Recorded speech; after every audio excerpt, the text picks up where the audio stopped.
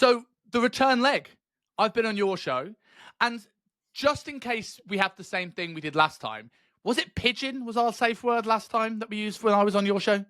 I can't remember, but let's go with pigeon. Is pigeon work for you? Yeah.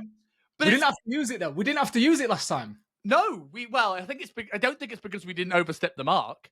I just think it's because we just didn't care. Yeah, that's fair. That's fair.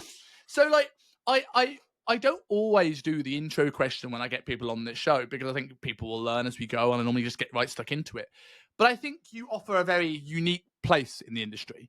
You're not like the TMP, I'm going to work for the coach mindset guy. You've been the coach, but now you offer this sort of place in the middle. So for people to know what we're kind of getting through, what's your goal in this industry? What are you aiming to do with the amplifier and what you're doing around that now? Fantastic question, and I'm gonna give you the clickbait thing. This is where, like, if anybody's watching this on video, we could do with like painting me orange and giving me a blonde toupee and stuff like that. But I really like this idea of this whole like make coaching great again. And I know that sounds quite like self-righteous, like I'm on this one-man mission to change the industry and stuff like that. And it's kind of true, like it's kind of true. But it's because even before being the coach, I think one of the unique perspectives that I do offer is I've also been the client. I've also been the 150 kilo guy.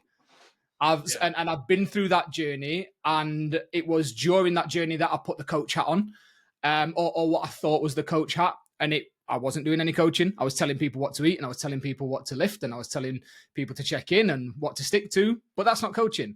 And then as my own education has kind of like developed, and I've gone out and I've spent fucking literally tens of thousands of pounds and hours and stuff learning about what coaching actually is, I've started to realize from the position that I'm in and I've been in, there's not actually many coaches do any coaching. By definition, coaching. So coaching, there's three. You look at the ICF, you look at the IAPCNM, or you look at CPD. So large companies that are governing bodies for like accreditors for actual coaching. And the definition is different from all three, but obviously it's always along the lines of a non-directive conversation, which allows your clients to come up with their own solutions, not you telling what to do. So in a bit of a nutshell, I know I've obviously just kind of like rambled for a minute and a half. I want coaches to implement more coaching into their service, because that's the thing that makes the difference between. I believe, and we'll probably maybe disagree slightly on this, I think most coaches have got enough knowledge when it comes to nutrition. I think most coaches have got enough knowledge when it comes to training. And I think most coaches know how to deliver some form of feedback. And the reason that I believe that is because I think most coaches have got at least one result. Mm-hmm. And the moment that you've got one result, that shows, unless that person is an anomaly or an outlier and a genetic freak, you know what you need to know about food and training. So what about the clients that aren't making the progress? What about your clients? What's the difference? Because you've got the knowledge. Yeah. You know what you need to know about training, and you know what you need to know about nutrition. And some people, yes, they won't adhere and blah, blah, blah, blah, blah. But the difference is the coaching. That's the key that unlocks their potential. So yeah, there you go. Make coaching great again. That's what we're on. That's the mission that we're on. No, I love that. And you know, I'll caveat the coaches have enough knowledge thing in a way that we don't get into a debate of whether how much does a coach need to know to be good. Because I think to be a perfectly good coach, to be someone that's relatively in safe hands with your clients, you're probably right? They need to know more than the client they have in front of them. They need to know strategies to help someone eat less, move more. They need to know how to keep them relatively safe in the gym. And I do reckon most coaches are good at that. But in a very saturated market, does someone know enough to stand out? Yeah. Also, if they're going to refer to a doctor or an endocrinologist, or the client comes to them with blood tests, or the client has knee pain or back pain, are you a deer in the headlights? And I think that's why a coach always should be upskilling to know more than they ever need to know. And to this point of your talk about by asking good questions and helping the client come to it themselves, is that level of knowledge, that 80% of that knowledge that they never ever really need to draw upon, gives the coach confidence to be able to have these conversations. So when a client comes to me, or even a coach comes to me and asks me a question, I draw from this knowledge and this experience to always be confident in my answer, not only in what I say, but how I deliver it, and how I can be confident enough in where it's coming from and my thought process and methodologies to be able to kind of like make this conversational rather than just do it. Like, because you're 100% right. I see a lot of coaches not asking any questions. I always say to my students, and this is Andrew Coates who gave me this, so I can't take credit for it. Our job as coaches is to be Dumbledore. Our client is Harry. They are the hero of the story. They choose ultimately how they end this. You're there just to guide. And we don't see that conversation enough. I've had someone recently tell me they had experience with a coach where they got told off for having carrots in the meal plan because that wasn't the veg they'd assigned. And I was like, that's not coaching. But I do also think there is a flip side to this where now, I think more than ever, we are seeing, I don't want to say over coaching because I actually don't think this is coaching either, but over empathy. Yeah. Where we're not actually coaching either, because coaching is not being the drill sergeant, but it's also not going for what the client wants at that moment to avoid any confrontation. Mm-hmm. Where do you think that balance is? I think that question, first of all, this I know it seems like I am being quite picky about this whole word coach, and I've had rugby coaches, I've had American football coaches, I've had body transformation coaches, and I see where the confusion comes from. I see you look at the best rugby teams, the best American football teams in the world, and you look at their coaches, and there's potential that they're not doing much coaching by definition either. Okay, American football, nobody was asking me questions to try and help me understand how I needed to perform a swim move better or how I needed to adjust my stance. It was do this, make this adjustment, and you'll be fine. So I do get that. There's a lot of I might be fighting a losing battle about the word coach, but anyway. But when it comes to the empathy, the compassion thing, where is the line? I don't fucking know. And I don't know how to find it either, but I completely agree. Like, people talk about compassion. I think that coaching should be collaborative. It should be compassionate. But I think people think that compassion means be soft, be approachable, be the arm around the shoulder. And it fucking doesn't. Sometimes the most compassionate thing that you can do for your clients is give them the stick and not the carrot. Sometimes it is hold them accountable to what they said. Give you an example. I had a client, I'm not going to name her. She did 3 months with me and she tried to bail. And at the start of our conversation, we built a really good relationship. I was quite proud of all the relationships I had with all of my clients. One of the first things that she ever said to me, and one of the almost, if you wanted to use the fucking business terminology, one of the objections that she had before signing up was, I know this is what I need to do. I know that I need to sort myself out, blah, blah, blah, blah, blah. But I always quit on myself.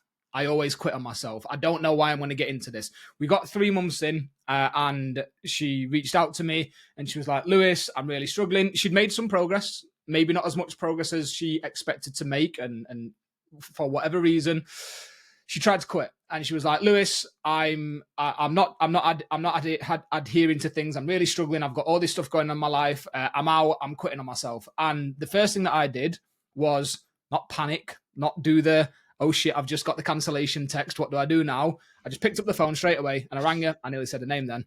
And I said, client, I was like, the very first thing, one of the very first conversations you had with me was, you tell me that you always quit on yourself. So I'm not cancelling your payment. And obviously, again, for people that are using Stripe, you know that the client can't cancel the subscription and blah, blah, blah, blah, blah, because it's not a direct debit. I was like, if you want to quit, you have to now take the action to go to your bank and stop that payment from coming out. But I'm not going to be the one to do it because you've told me multiple times that you quit on yourself. I'm refusing to let you do that because me as the coach, the most compassionate thing I can do for you right now is give you the stick and not the carrot. Based on what you've told me, based on what I know about you, based on the relationship that we've got, I'm not going to let you quit. You can lead a horse to water, you can't force it to drink. I'm going to keep leading you to the water and putting your face as the horse next to the water. You're going to have to drink, but I'm not going to stop doing that. So using that example, I think coaches are afraid to have those tough, difficult conversations. I think that people do skirt around them a lot. I think there's multiple reasons. I think I think that coaches can be worried that the client is going to leave anyway, and then that's going to affect their monthly revenue or whatever, and they're scared to piss people off and stuff like that. And it might have even been you that said it. Maybe it was, maybe it wasn't. But I once had a conversation with somebody who basically said, you might piss your clients off by being extra harsh. You might piss your clients off by holding them to account, especially when they don't want to be held to account. But nothing will piss your clients off more than them not getting the result. It was you, right? Not getting the result that they signed up for in the first place. Yeah. So I say to the coaches inside the Amplifier all the time, and people ask me about how I've previously dealt with things where the client has not got the result, and how do you deal with that kind of like insecurity that it gives you? And I do get it. I get where it comes from, but my answer is always the same. As long as me as the coach at the end of every single client relationship can hold my head high and say, I did everything that I could, including saying the hard shit, asking the hard questions, not softening the things that didn't need to be softened, then you've done your job as a coach. You've done your job. What you've done there, though, as well, I think is really good, is that you've used not data in the old traditional data sense of like weight or measurements or whatever. You've used data of taking note of what the client has said to you to be the catalyst to be able to not only have that difficult conversation, but also have the difficult conversation in a way that's less likely to truly piss them off. It's not confrontational. It's hard, but it's not confrontational. So like, it was me, because I say it all the time to coaches, like, nothing will make a client dislike you more than feeling like you've wasted their time and money. Yeah. And so if we have a spectrum here, let's say we've got like rent a friend on one side and we have drill sergeant on the other, I truly believe that center left towards the drill sergeant is probably better than center right towards the rent a friend. Not always. And I think spot bang in the middle is the right place to be. But at the end of the day, we're there to get a result first. If we have a client, like you mentioned, having a client that might come to your wedding, like, that's great. I'm all for that. I'm not saying you shouldn't be friends with your clients, but it's a business transaction first. That stuff comes later.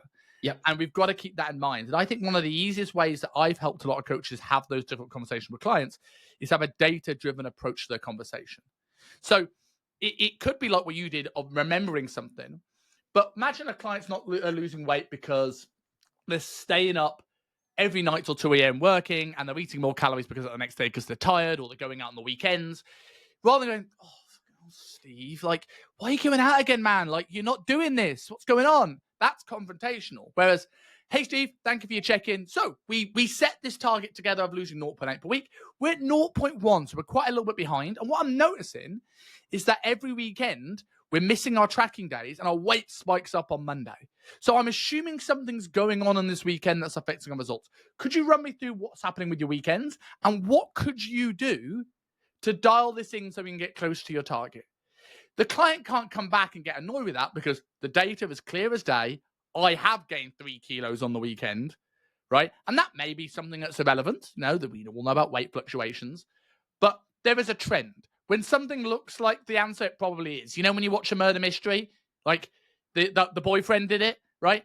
If someone did stop tracking anything on Friday and they're up 4 kilos on Monday, it could be they had a big meal on Sunday night and they had a bit of extra sodium. But the boyfriend probably did it.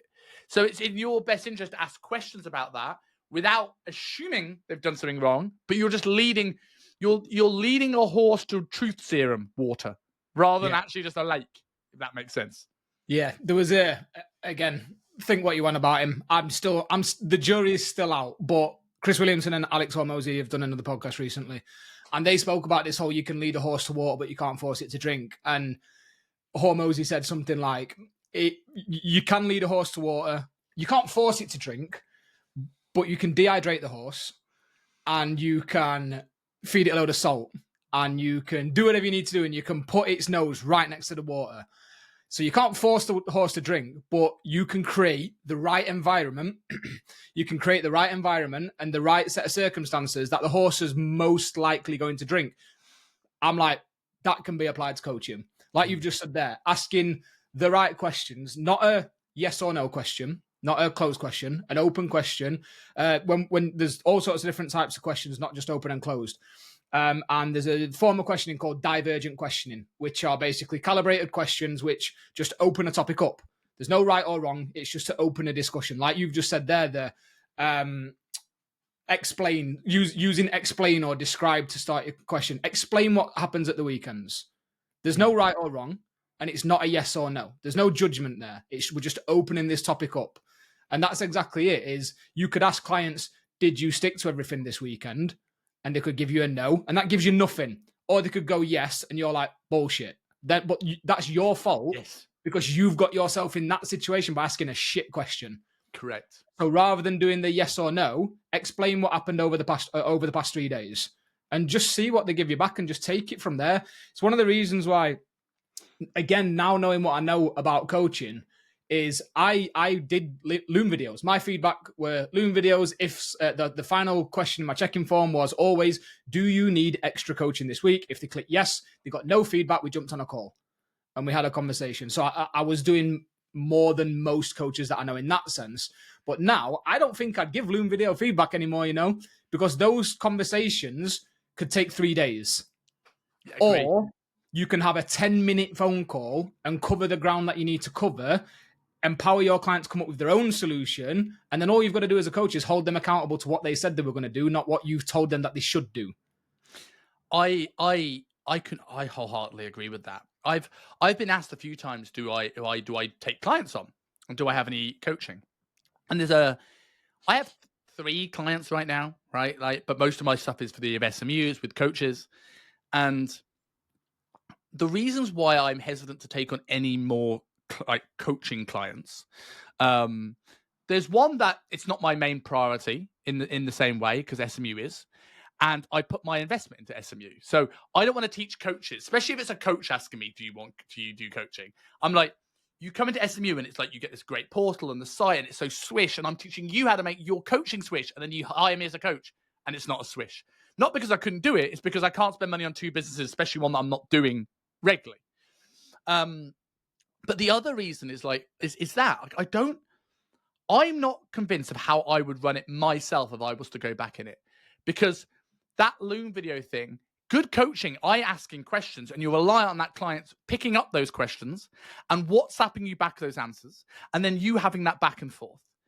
And it's like, I think there is a better way of doing it, but there isn't a better, I know how to do that, but it's like, what's a way that I could do that could actually be something that's somewhat scalable, rather than getting on a one-to-one call with every client every week? And even that's not scalable, because I did that for a period of time. And there was Ollie Carson nailed it. He was like, I did it as a sort of like an add-on to my service, because the business mentors at the time, so you need a standard package and a premium package. And I'm not against this logic. But I didn't know what to give. So I was like, I'll give you a one-to-one call every Wednesday. And I had a bunch of people sign up to this.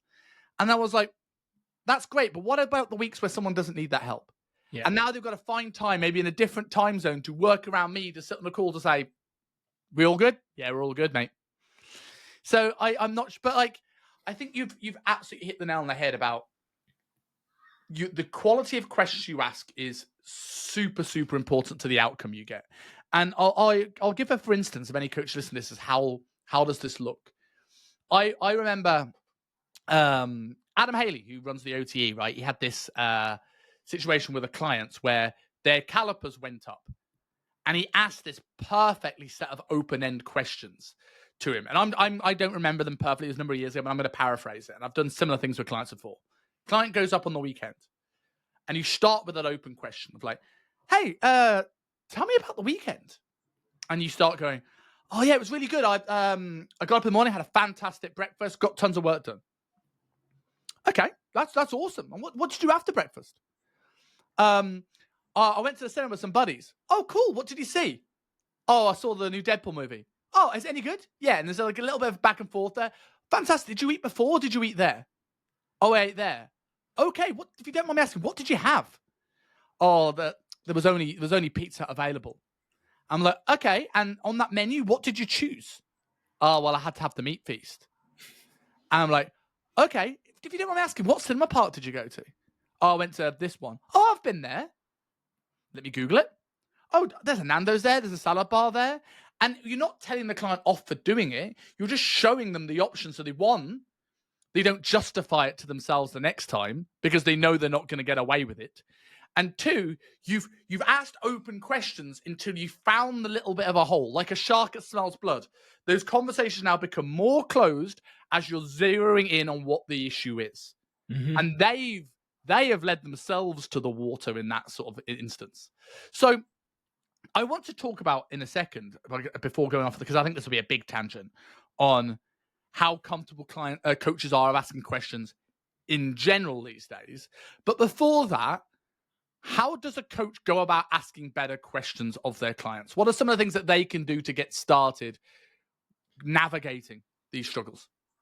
Yeah, fantastic. So there's, I don't know where to start with this. First of all, I imagine you do something similar.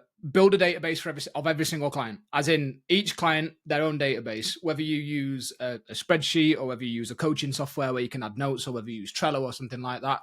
Do they ever say anything where you're like, that's interesting? Just going to make a quick note of that. Got a separated from a partner, has the kids every weekend. Kids like to go out and do whatever, right? Just start building this bit like database up, because that will already give you things to ask questions about. Like you just said, about the example that you just gave. It's not just, did you go to cinema? Yeah. What did you eat?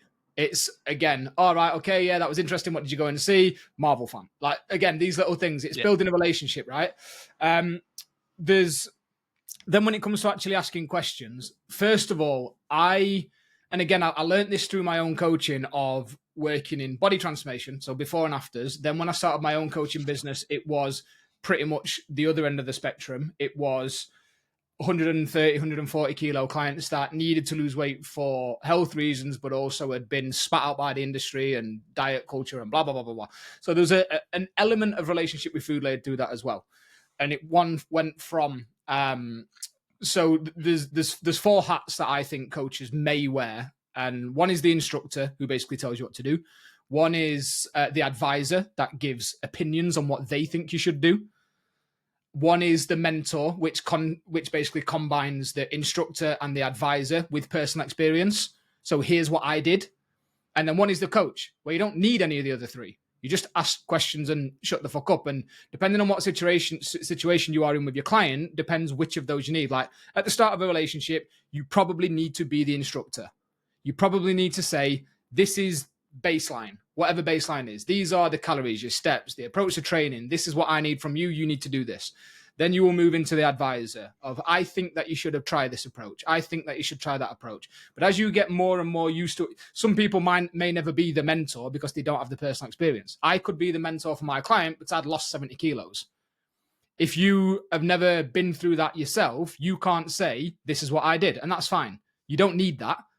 That's absolutely fine. But does it add relatability? Maybe in some situations, but I'm going off on a tangent here. As you go through, yeah, absolutely. As you go through the journey, and the longer that you work with a client, and the more that you get to know the client, and the more that they get to know you, and they now know what to do, but they're just not doing it, you take the instructor hat off and you put the coach hat on. So the first thing to bear in mind is, when you're working with a client, don't just go straight in and start trying to ask these fantastic questions, because the answer you will probably get is, I don't know. I'm not sure. I don't know yet. Is that not your job? Yeah. So take your time to develop the relationship. Take your time to make sure the client has the knowledge. Take your time to make sure that your client is armed with some strategies, all of that sort of stuff first. But then when you start coaching, the first thing that I would say here is, as I learned that through my own coaching service, my check-in form went from, at its most, 26 questions to, the more I learned about coaching and the more that I learned about communicating and behavior change, 7. When I finished coaching, 7 questions. And not a single one of them, apart from tell me your 3 biggest wins and tell me your 1 biggest struggle, the other 5 were just data. Mm-hmm. Like on a scale of 1 to 7. Literally, on a scale of 1 to 7, adherence, intensity of training, stress management, sleep.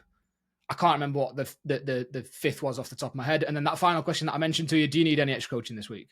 I wasn't trying to get them to open up on PT distinction and type an essay of what had gone wrong and what they were going to do next time and stuff like that, because I'd realized that, like you said, if I give feedback and I ask them a question, you're counting on them hearing the question, remembering to answer it, come back to you on WhatsApp, assuming that they're not listening to the fucking loom while they're driving to work, whatever, right? They send you the feedback, then you have to send a written message, and we all know that text, there's no body language, there's no tonality, there's no inflection, there's none of these things. You could send a perfectly innocent question that could come across confrontational based on how your client receives the question. So the next thing is, if you think that you need to now put the coach hat on, don't fucking do it by WhatsApp. Don't do it by your coaching software. You don't have to sit and give a client a Zoom every single week, but jumping on the phone for 10 minutes while you're walking the dog, you will cover more ground and build a better relationship with your client. So the next bit of advice is, do it at least on the phone, ideally on Zoom. I don't think that you can coach via WhatsApp, because I think it's robotic. A lot gets lost in translation, and people add meaning to it, and there's no way to double check that they understand what you're asking and stuff like that. And then finally from that is, you mentioned it there perfectly, and I've learned from a lot of incredible coaches. When I use the word coaches, I mean like my version of coaching. So asking questions, theory behind that, not just telling people what to do. And what I think a lot of people need to do is they learn from all these people. You need your own spin on it. And my spin on it now is, I use, again, as much as the whole business bullshit like does my head in, I'm starting to develop this like model. So, and this model is a funnel, right? And at the start of when you're coaching somebody, start with those divergent, not even open questions, divergent questions. Open the topic wide up, like explain, describe, tell me about, that sort of question. Because all you are doing there, like the example that you gave, is you've then got to actively listen and pick out the fucking nuggets of information that you need. People think about open questions. What's the 6 words? Is it what, where, when, who, why, how? Right? Well, what, where, and when are fucking useless, because all they're going to tell you is a fact. That's not an open question. And then the others, what is it? Where, when, and who? Useless. What, why, and how are the questions that you need, and not why. And I'll tell you why, not why, in a minute. So what and I'm confusing myself now. What and how are great questions, and you can recalibrate any other questions. So other. It'd be better if I had slides here. I understand that. So sorry if anybody's getting lost. What I'm talking about is the way that you start a question. And you can start a question with words like did, is, could, will, can. They can all start questions. They're yes or no questions. And they are bottom of the funnel questions. At the top of the funnel, you want to open it up. You ask yes or no questions if you are coaching somebody that isn't very forthcoming with information, isn't willing to take responsibility, is giving you, I don't know, fine, yeah, 1-word answers. Then what you need to do is take the thinking away from them, and you need to start thinking about what questions you can ask. But those closed questions, you can calibrate those questions. And there's actually, there's a book called Never Split the Difference by Chris Voss. Chris Voss is a fucking gangster. He's a ex-FBI hostage negotiator and knows his shit. And he talks about this in there, like calibrating questions. If you could turn a question like, does that sound achievable? Which is a yes or no, just by changing the question to say, what about that sounds unachievable? Same question. One's yes or no. One is, tell me the issues that you're going to face. So taking those questions, the what and the how, are and figuring out, and this is where it takes time, it takes experience. When I'm coaching a client now, I think I might have told you this story last time. When I'm coaching a client now, I still coach the coaches inside the amplifier, and I'm giving examples, and somebody's coming to me, oh, I've got this client that's doing this. And I'm like, that's not a client issue. This is an insecurity in you issue. So I'm like, fucking great. Rubbing my hands together. They're all group calls. Everybody's like strapping in. One of my clients called me a sicko because I see it as a game. I see what I know about coaching. I don't need any information. I don't need any knowledge. I don't need any context. I don't need any sort of experience in what you're experiencing right now. I need good questions to get you from problem to solution. And I genuinely believe that I can coach any person on this planet on any subject to a solution, because I don't need the information. All I'm doing is asking you the questions to come up with your realization, your solution. Then all I've got to do, like I said, is hold you accountable to it. So when I'm asking these questions, I'm actively listening, not listening for an opening to tell you what I think you should do. I'm actively listening. I'm thinking, right, how can I calibrate my next question to guide you closer to the solution? So as I'm doing that, I'm like, okay, what impact is that having on you? Who else does this impact? All that sort of stuff. Now, what's a different way of looking at the situation? What realizations are you having right now? And what and how questions are perfect. The reason that I parked why to the side is why 99 times out of 100 is a challenge. Why is confrontational. Why did you do that? Why did you choose to do this? Why did you not do that? Why? That to me, depending on the relationship that I've got with a client, is then getting them to explain their reasoning for doing something, which says to me, they don't get me. Yeah. They don't understand me.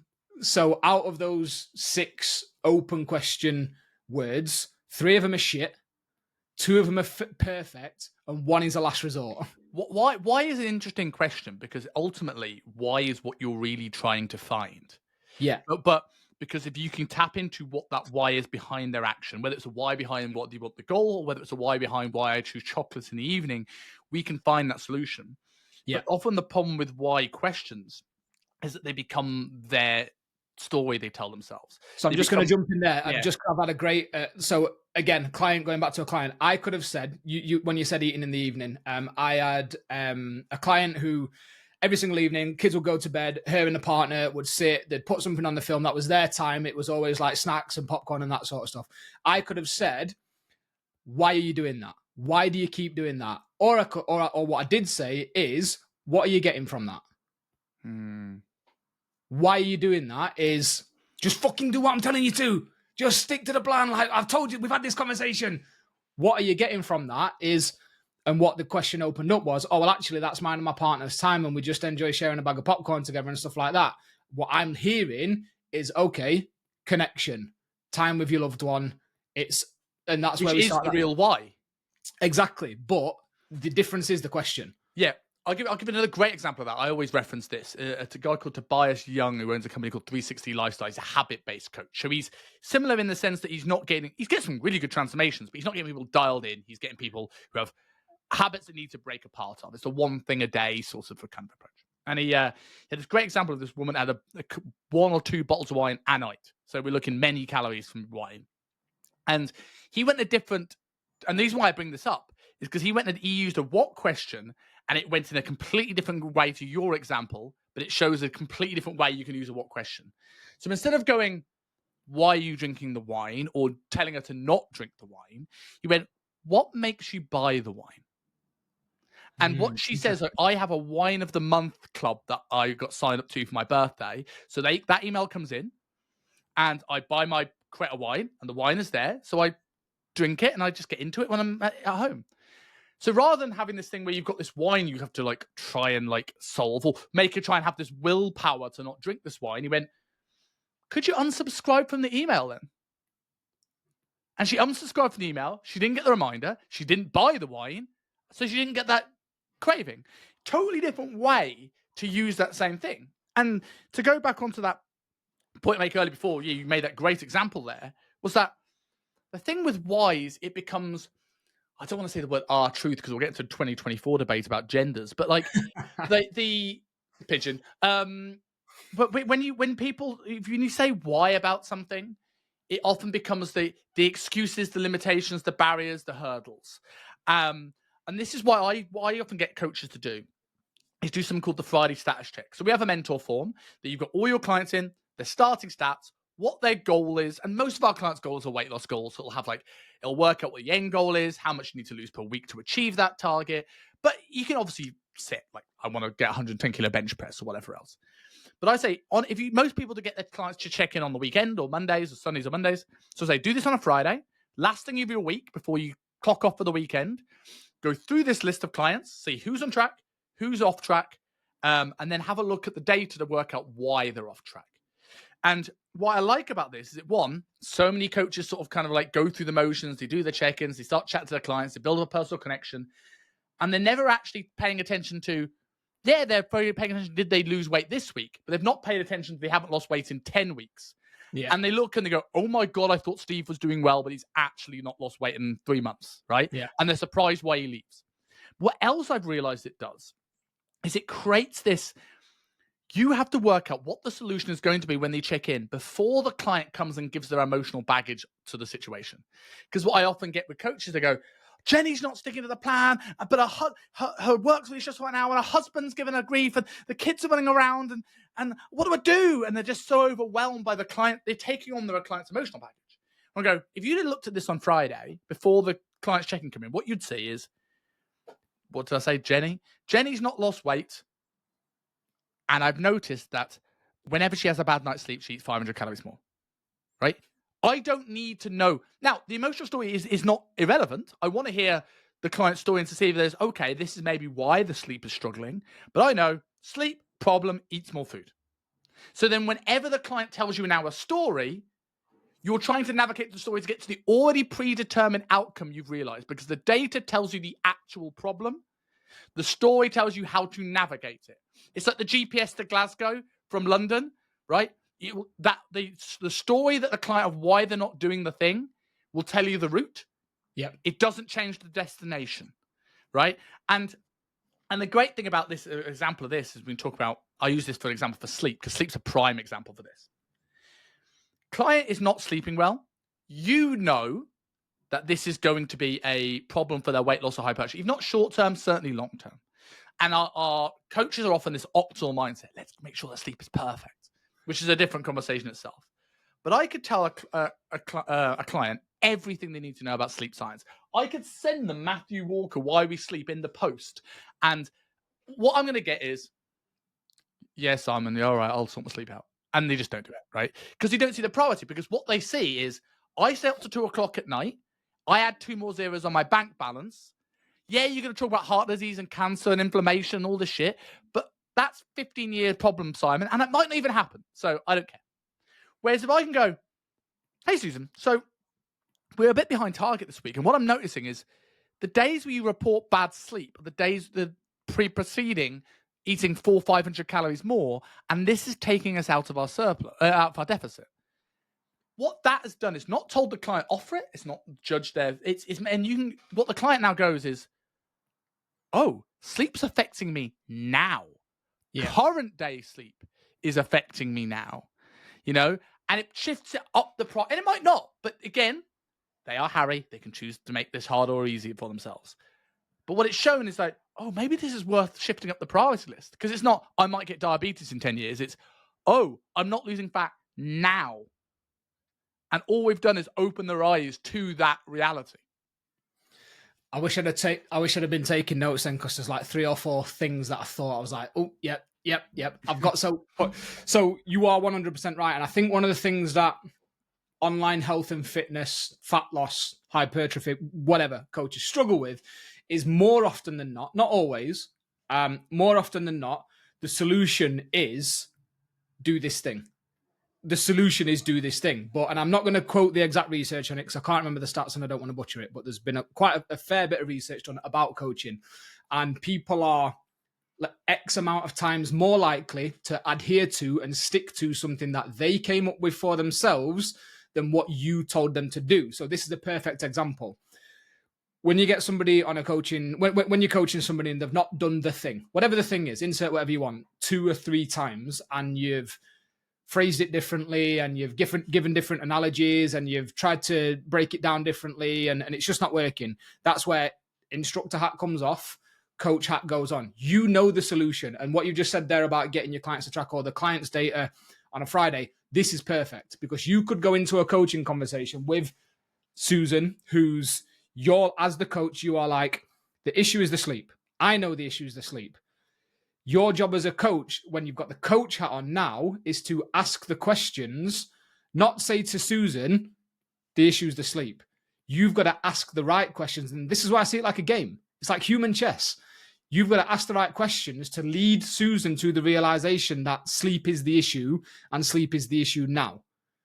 So you can preface it with the context like you've just said, give them the data, give them the information. But the difference in Susan going, it's the sleep, and you going, Susan, it's your sleep, just that will get her to work on a sleep more than you going, it's a sleep and this is what you need to do.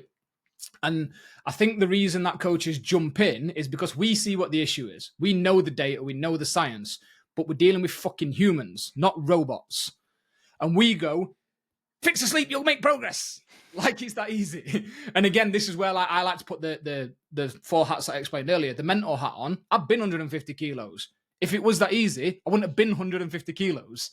So if you're a coach that's always been in shape and you don't get the human side of it, that's fine. I know that it sounds like I'm saying that you need to be out of shape. And that's not true. That's absolutely not true. But you need to maybe be aware that is everyone has a deficit and a strength.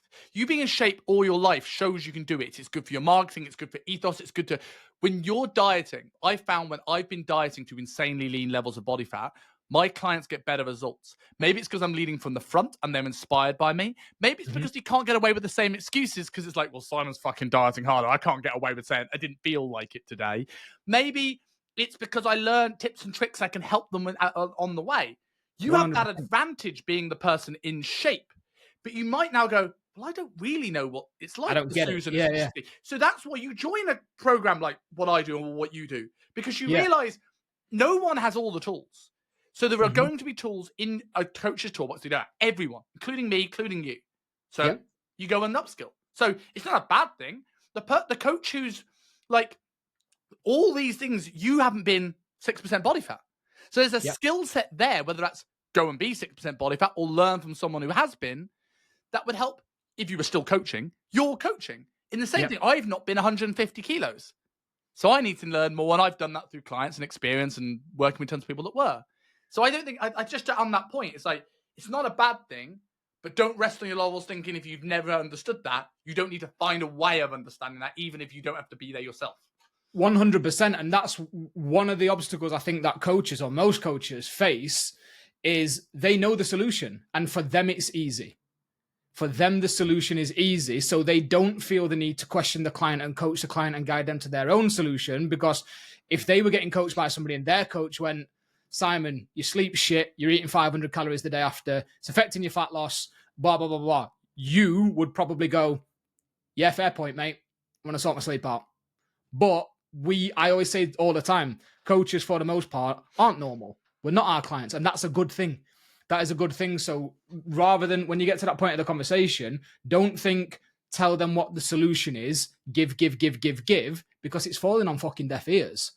Think, ask to get them to their own solution. And again, it's actually out of the same book, the Chris Voss book, the Never Split the Difference. He says this thing in it, and I've been really unpacking it with my own clients at the minute, is when you are coaching, you don't need to be a problem solver. You need to be a people mover. And this is the way that Chris Voss puts it, right? Are you a problem solver or are you a people mover? And coaches are like, I'm a perfect problem solver. I can solve my clients' problems. It's like, well, they don't fucking care. Well, they do care. They do care. That's a little bit harsh. They do care. But that's not the thing that's making the difference. The thing that's making the difference is your ability to empower them to movement, not physical movement, to move in a different way, to act in a different way, to think in a different way. So be a people mover, not a problem solver all the time. Anyway, at least, like I said, start of the journey, solve your clients' problems. They don't know. But when they've got the information, just by asking them the questions to get them to the same realization that you already know will impact how they actually pick up those tools and use them. And the final point that I had to make about that is you might look at the data and go, the sleep is the issue. And that objectively might, and this is where we get a little bit into kind of like psychology and clients' perceptions and how that affects decision-making and behavior change. The sleep objectively might be the issue that they're not losing the weight. But if you ask your client, I think it was Susan, what is the biggest issue that you are facing right now that we can work on? And she doesn't tell you it's the sleep, even if objectively it is the sleep, it doesn't fucking matter. What matters is what Susan thinks the problem is. Yes. So if Susan thinks my boss is a knobhead and that's causing me stress, which is actually the thing that's keeping me up at night, it's not the sleep anymore. Even if objectively that is the thing that needs fixing, the biggest issue is what Susan thinks the issue is, not what you think the issue is. Agreed. So that's why, again, you can go in knowing the data, but sometimes it's not going to be enough, because if Susan doesn't see it that way, you are going to have a very hard time trying to convince Susan that what she thinks her issue isn't her issue. Yeah, there's a great example. There's a book I've got here called The Coaching Habit by Michael Bungay Stanier. I don't know if it's Stanier or Stainer. Brilliant. Nothing has helped me prove my ability to communicate like that book. People that are listening and not watching, I've literally got the same book on my desk.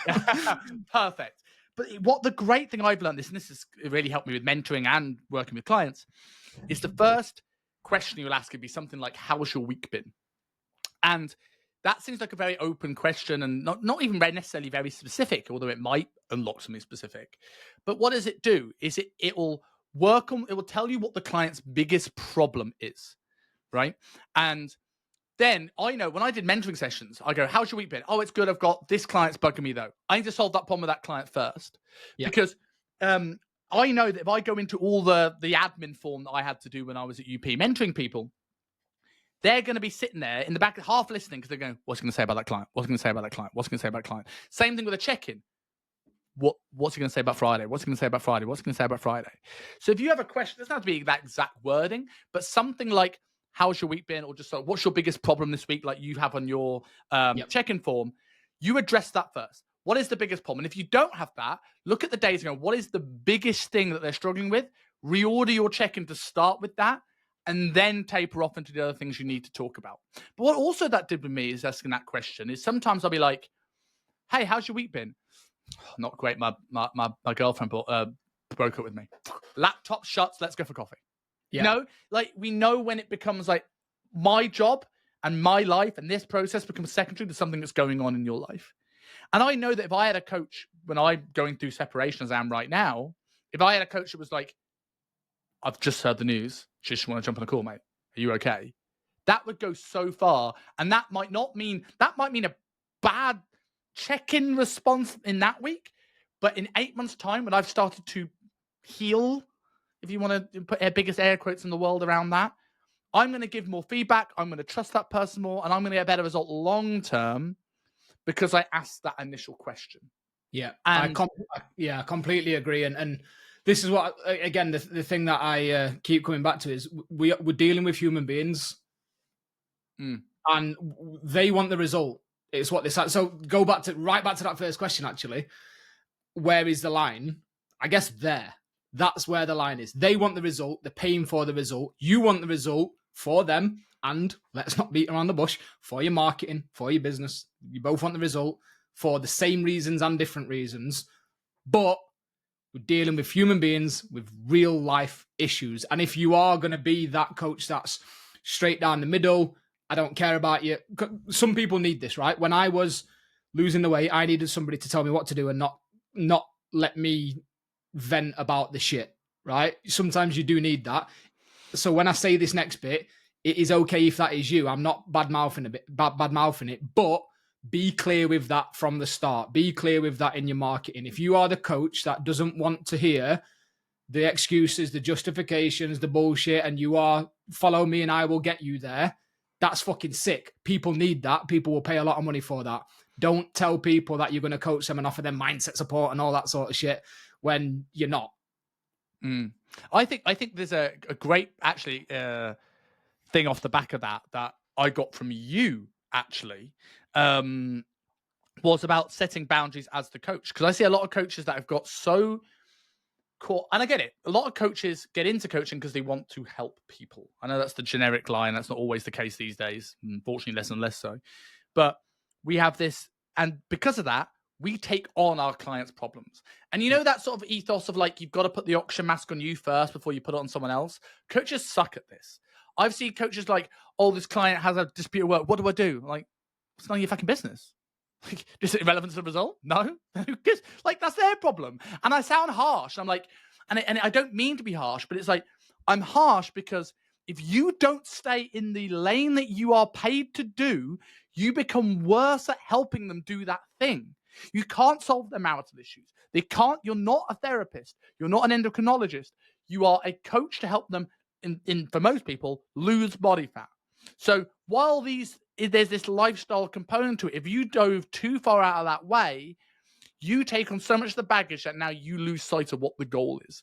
And one of the great things I remember you doing was, I can WhatsApp you, so I can voice note you on WhatsApp, but you cannot voice note me back. And I thought that was brilliant, because what I often find is that if you encourage clients to allow, I'm here for you, you can talk and all this kind of thing, you'll get the 5-minute voice note. You'll get the dissertation. John Goodman always says, if you're going to write something, write it in bullet points. It'll force you to condense. Because if you go, and these are just small things if you're working online that can help your conversation, because I need to go back. And if anyone who's a client is listening to this and you think a voice note builds connection, and it does, but the downside is your coach has to go through that voice note and has to try and pick the responses. Whereas if you list me a bit of bullet points or a quick, I'm struggling with this, help, I can give you much better feedback than trying to read a novel and trying to find my angle with the novel. Yeah. What other things have you learned from coaching that could help that, especially for the online coach that maybe can't have a face-to-face as frequently as they potentially need it? So what, around the whole setting boundaries thing? Around setting boundaries and also making sure you get good feedback for your clients, that it doesn't become more difficult for you. Yeah, so I actually gave a workshop to my guys. We were talking about like checking processes and how to build a process and feedback and all that sort of stuff. But the first thing that you need to figure out as the coach is actually one that might surprise people, is not what's best for your clients, is what's best for you. So what I mean by that is your clients might love written feedback. But if you fucking hate sitting and writing 1,000 words written feedback, unpacking everything because it stresses you out and you get distracted, then written feedback's not best for your clients because you're going to give shit written feedback. So first things first, figure out what is best for you. Do you enjoy speaking to people on the phone? Like for me, if I've got a call after this with a client where I know I'm going to take the dog out and I'm going to ring them, and the coaching call will be done while I'm walking because I feel energized when I'm walking. I give good feedback. I'm more dialed in. There's this weird thing that I find where I'm more creative when I'm walking because I'm not focused on. Anyway, so figure out what's best for you first. Are you happiest giving? Again, I know that I've spent time fucking trashing them. Are you happiest giving Loom videos? Are you happiest giving written? Are you happiest doing that? Do you work best early in the morning? Do you work best in the afternoon? Do you like working in the evenings? I'm annoyingly creative in the evenings. Does my fucking head in.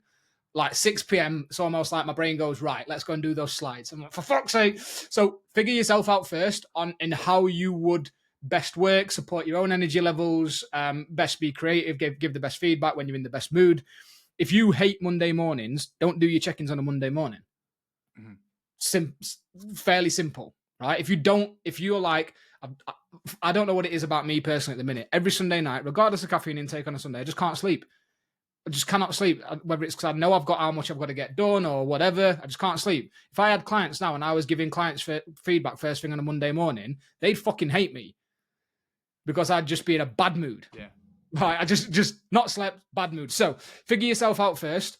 Then the next thing is now considering what you know about yourself, what's best for your clients. Is it, again, I like this idea of giving your clients the option how they receive feedback. If you don't mind doing video or voice note or written or a phone call or whatever, ask your clients as part of your check-in process, how would you like your feedback? Some people are really, really busy, want a voice note while they're commuting to work. Some people actually need that phone call. Then from there, like you just said about the voice notes there, the reason that I had that was exactly what you said. You allow somebody to open up in a voice note, you've then got to sit and sometimes take notes and pick out what you think is the most important bit to then send another 10-minute voice note back. Whereas, yes, there's the conversation about aligning schedules, 2 10-minute voice notes versus a 20-minute phone call. Where do you think you're going to cover more ground? Yeah. Like there's this whole thing at the minute. I think I've worked with a lot of coaches in previous roles and I work with a lot of coaches now. And one of the things we're like, right, what are the deliverables? How are you? Is it a weekly check-in, a monthly call? Are you messaging your clients once a week, 3 times a week, like all of those things? Let's see what that is. And I still think a lot of people are doing onboarding, weekly check-in, just weekly check-in. Sound, that's absolutely fine. Where did that come from? Oh, well, actually, my coach just gives me a weekly check-in and delivers it via voice note. Cool. Who's your coach? _IFBB Pro. Sound. And you're dealing with Susan, like we've just been talking about, that is stressed as fuck, drinks 2 bottles of wine a night. You've been coached by a bodybuilding coach who gives you adjustments and a 30-second voice note each week, and now you're doing that for Susan. Like, come on, let's figure this shit out. So a lot of coaches think, I've had arguments, not even conversations, arguments with coaches that are like, well, that's enough. I'm like, are your clients getting results? No. Well, then it's not, is it, dickhead? Like it's not. So I think that's a really interesting thing. It kind of leads me onto another the question I have. But just before I get into that, like, I know I've not answered that, by the way. That turned into a bit of a rant. No, but I love a rant. But I think you're absolutely right. Like, one of the things I always get my coach to do is do something called the first 21 days. So I think the first 3 weeks are really important for building that rapport. And what we do is we encourage clients to send food pictures, screenshots of their food diaries, and any notes. How was the day gone? Any things you've struggled with? And you can, I say, some people, I don't understand these people, but like texting people all bloody day. And it's probably going to get you the best results. You text them at breakfast, text them at lunch, text them at dinner. I quite like the daily report. So you send me at the end of each day, and I'll respond to everyone on the end of each day. Part of that is, for one, people suck at tracking. So they say, I'm on 1,200 calories and I can't lose weight. And then the client's blaming thyroid and cortisol. And I was like, no, they've not tracked oils, they've not tracked lattes, they've not tracked seasonings, right? So it just makes sure that we get rid of all the basic mistakes. That's what I say to coaches, why we do it. But it also builds rapport between you and your client because you're speaking daily. But what else it does, and this brings me on to my follow-up question, was it encourages the clients to be inefficient. We're in a world where more automations than ever have become part of coaching, which some I like and some I don't, where people aren't now going the extra mile. Like, I learned from Lucas Sheehan, he was like, a client should feel almost like, oh my God, am I the only client they've got? Like this, how can they give me this level of service? And it doesn't happen when everything's automated. We've got automated messages, automated emails, automated check-ins, sometimes not even check-ins, group programs. And sometimes you just need to be like, I need to go extra. And if you're messaging someone every day, that encourages the coach to do that and what the client needs and find out where that middle line is between daily messaging and a weekly in those 3 weeks. Because they can go, at the end of that 3 weeks, do you want me to continue this? No, mate, fuck off for a bit. Cool, we'll go back to once or twice a week. Or, yeah, I need this. Do you like automations in coaching, or do you think it's gone too far? Very good question. I didn't have any. No, that's a lie. I had an automated message inside PT Distinction reminding people that the check-in form was tomorrow, that the check-in process was tomorrow. So like that's it. Oh, and again, automations in like more that business side of things, people paid, they immediately got added to the coaching platform, all that sort of shit. But like automations in terms of messaging clients, absolutely fucking not. Like absolutely not, because the whole point is, and I've got no thoughts on how often you should be messaging a client. I think it's very different for the type of clients that you work with and very different for individual clients that you've got. My coach, Greg, if he messages me every single... Greg sometimes will give me my feedback, and this is half an excuse but half real. I'm genuinely that busy that I will listen to it and forget to reply. And I know, like, do you know what I mean? So if Greg was messaging me every single day, he's busy as fuck. It'd be taking time out of his day, and I also don't need it. But sometimes when I've got a really stressful time and I'm away, if he checks in with me, I'm like, I really appreciate that, mate. It's just realign me, all that sort of stuff. But the point of like messaging is that, like you said, your client knows that, feels like they are the only client that you've got. So if you're sending an automated message out every single day, which you can do now, what do you need from me today? And it's copy and paste word for word the same text every single day. They're going to know, A, that it's not fucking you. Comes at 9:01 every single day. They're going to know that it's not you, and they're just going to switch off to it. So I think it can go too far where the last thing that you want to do as a coach is desensitize your clients to your name popping up on their phone. Yeah. And this is something that I see coaches do terribly. Like, again, PT Distinction is the software that I used to use, and I used to talk about it a lot. I had a client come to me, a coach come to me, got this thing set up in PT Distinctions, taking me ages, it's really fucking cool, showed me it, and it plots when all the basically you can tell PT Distinction what notifications to give your clients and when and shit like that. And it was like, 7 a.m., fill your journaling. 7:30 a.m., plan your food. 8 a.m., 1 liter of water. 9 a.m., fucking 1,000 steps. And they'd almost given the client a step-by-step of do all of this and you'll be sound. And I'm like, bro, by 12 o'clock in the afternoon, I have muted that app. Like, I'm not listening to it anymore. Well, you said earlier on about I can't remember exactly what it was you said, but like the things like what you've learned from being 150 kilos. Like, Yeah. I have a bedtime reminder alarm that my phone sets me. I have never ever gone to bed at that time. It just becomes a notification. I get every day. I get that. I just hear a ding, and I'm like, oh, and it's exactly the same thing. But it doesn't mean anything. Why should I? But if I get a message from someone I like we spoke about this openly, that I'm currently separated. If my wife messages me, I ain't ignoring it. I'm thinking about that all day. So where's that balance between it's another message from my coach and my coach just messaged me? I think that's where the content of the message becomes important. So when I had Body and Brain, I had a guy working for me, one of my best mates. I didn't like the whole success coach terminology, so I let him decide his job role, and he called himself the accountability gangster. So shout out Baines, the accountability gangster. His job was to go in and checking on people, whilst I was doing coaching calls, doing all the feedback, all of that sort of stuff. We'd both work with the same set of clients. He was almost like, do you need anything today? But it was never copy and paste. What he would do is he would go in, let's say on a Tuesday, the client on the Monday has missed their protein target by 39 grams. What he would do, the message would be, saw that you missed your protein target by 39 grams yesterday. What do we need to do to close that gap?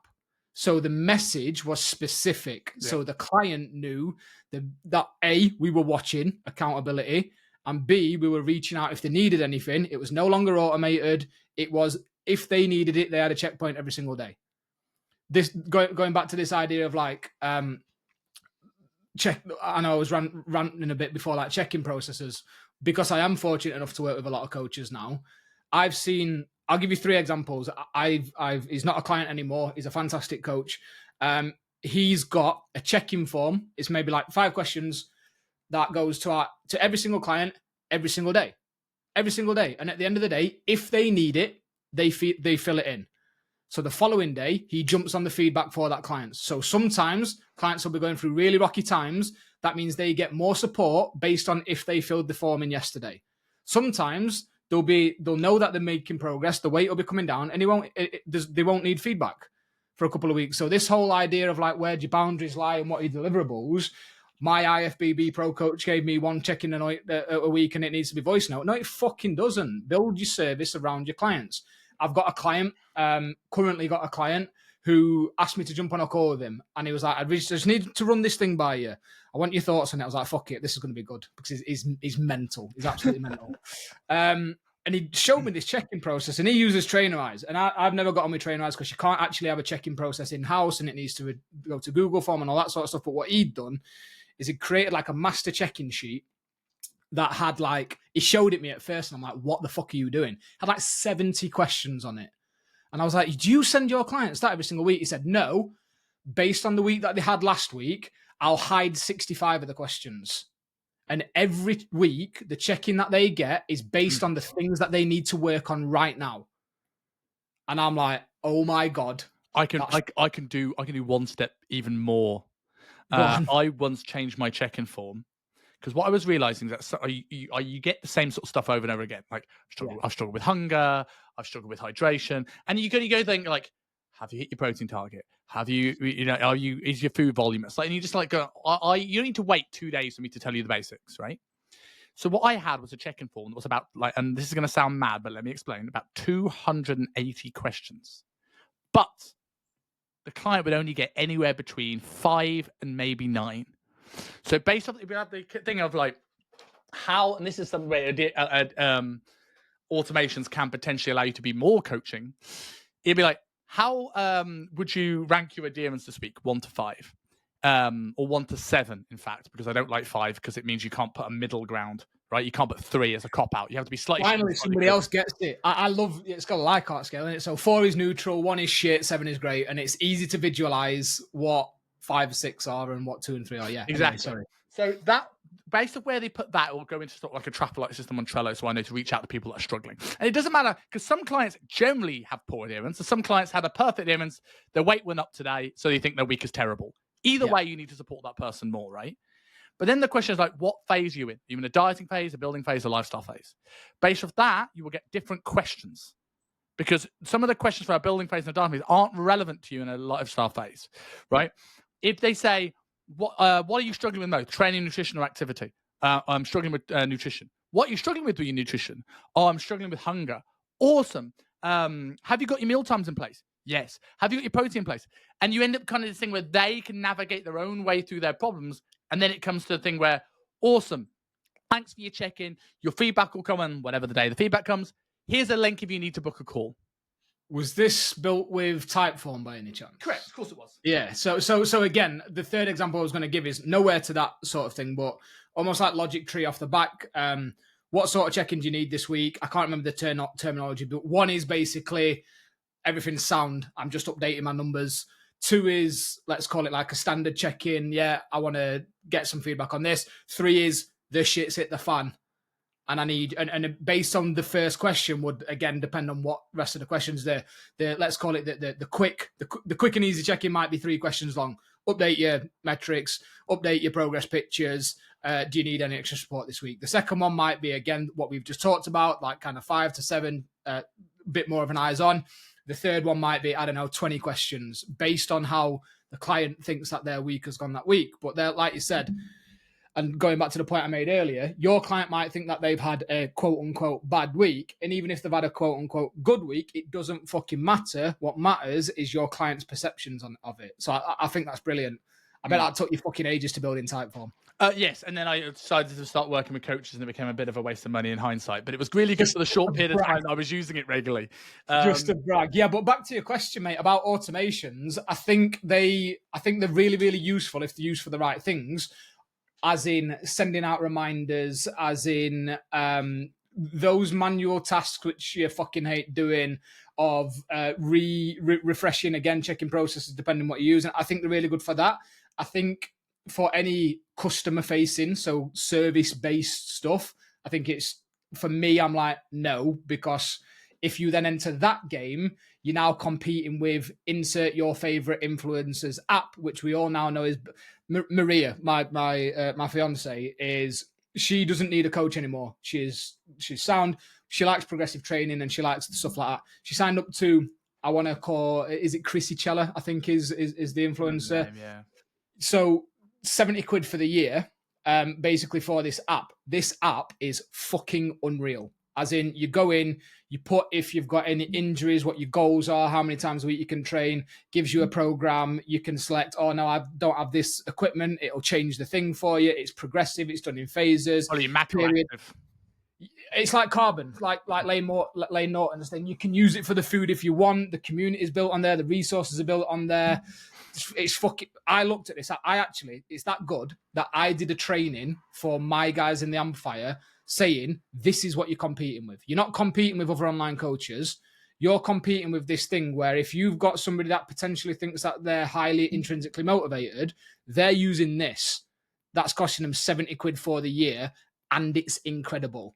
If you as the coach then start going down the route of removing you, the human, out of it and replacing it with AI, you're competing with Chrissy Cella, James Smith, insert whoever else that's got millions of followers and a ridiculous marketing budget that can just fucking throw money at this thing. You're fucked.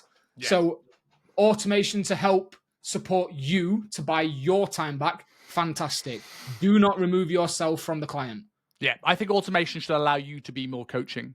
So I teach people to streamline their client setup, streamline nutrition setup, streamline the training program design, not because I want them to spend more time with a margarita on the beach, but because I want them to spend more time coaching. If we can get the meal plan out quicker, if we can get the training plan out quicker, you can spend more time helping navigate that with that person. Agreed. So I want to add a couple of things on the communication front that I think are really important that we've not touched on. I'll give you a space to sort of like give any response or addition to that. And I've got one more big topic I want to go through because I don't want to take, I know you've got a client call. It's a Sunday. I don't want to take all your time away from you on a Sunday as much as I could keep going. Mate, I'm enjoying it. Come on, let's go. But let's dig in. I think the big, like there's a couple of things we haven't spoken about here. Is almost that this pursuit of what our view of optimal versus what the client views as optimal is, I think, something that often holds clients back. For example, here, right? Having a 7-day, exactly the same calories is probably a good starting point for most clients because it's simple. We don't have highs or low days. But over time, we have clients that feel that this calorie intake is too low. Why? Well, because certain influencers said it's too low. Or because I've heard that thyroid downregulates. Okay, so you can't get any symptoms of that? No. What the fuck are you worried about?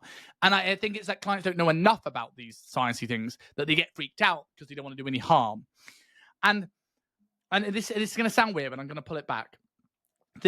For example, like if a client overeats one day, a normal thing a coach says, don't worry about it too much. If we zoom out and we take this one day as like in a week or a month or a year, this one day over is going to barely touch the side, just get back on the plan. That's a normal thing for coaches to say. Yet coaches will never, ever, ever, ever, ever have a day lower than their calorie intake and make the same argument. It always becomes this big scary thing that we shouldn't do. No one trashed their thyroid from consuming under 1,000 calories once. And I think sometimes as a coach, like, take a step back and rather than what is optimal in an ideal world and what is optimal for the client and what their priorities are. For example, client likes going out Friday, Saturday nights getting fucking smashed. You work on some stuff, you work on some strategies, and they're still doing it. You could start asking the questions, what do you get out of that, like you asked earlier on. But eventually we're going to go, right, what we could do is bring calories down a bit of a grind Monday through Friday to give them the waiver to allow them to have the weekend. And the backlash I'll get from that often is like, well, they'll get really, really hungry and binge on the diet, or that's not a good, healthy relationship with drinking and things like this. I was like, okay, I agree.